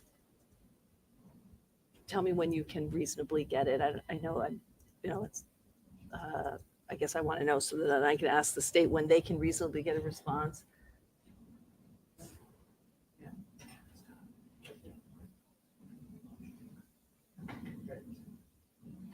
Sunday? Okay, and Your Honor, I guess we'll try to have a response to you so that it's Monday night. Less than 24 hours might be a little bit difficult, but we could try to have it to you Monday night, or at the worst, at least Tuesday morning, so that when you come into the courthouse, it's there for you to be able to review before needing to take the bench. so can you do this? Email them to each other as soon as they're ready. Yes. Just, and email them to Clerk Scanlon as soon as they're ready. And Oh, yes, and he, I will speak with him if that's going to be a problem and they need to be emailed directly elsewhere. But that way I'll be able to get access to them, because if you upload them into the system, they won't be processed, so I can't see them. So just when you can, I that would be useful. Any issue that you know of now, other than, the context of your legal issue is just the sequestration issue, right? And then the fact that there's two potential witnesses that have not been noticed to the jury. Okay, but I'm talking about the legal issue within that. Well, I think it would be appropriate to say that it's not just a matter of the sequestration and whether or not that was violated, but it also goes to the issue of exculpatory evidence and Brady and Lori, and what an appropriate remedy would be, either in the form of testimony or possibly an instruction, or even both. Okay, just helps me to be able to, because we're not going to have a lot of time, so we can all be thinking about it, even though we haven't seen your pleading. So, okay, so when you can, make sure you get that to the other side, get it to Clerk Scanlon so he can get it to me over the weekend, and same thing for the state when you can. Make sure you get it to the other side so they can think about your pleading, and then we can deal with it, hopefully Tuesday morning. as soon as we can. That's the best we can say. I can say. All right. Anything else we can accomplish today? Nothing else from the state, Your Honor. Anything else? No? Okay.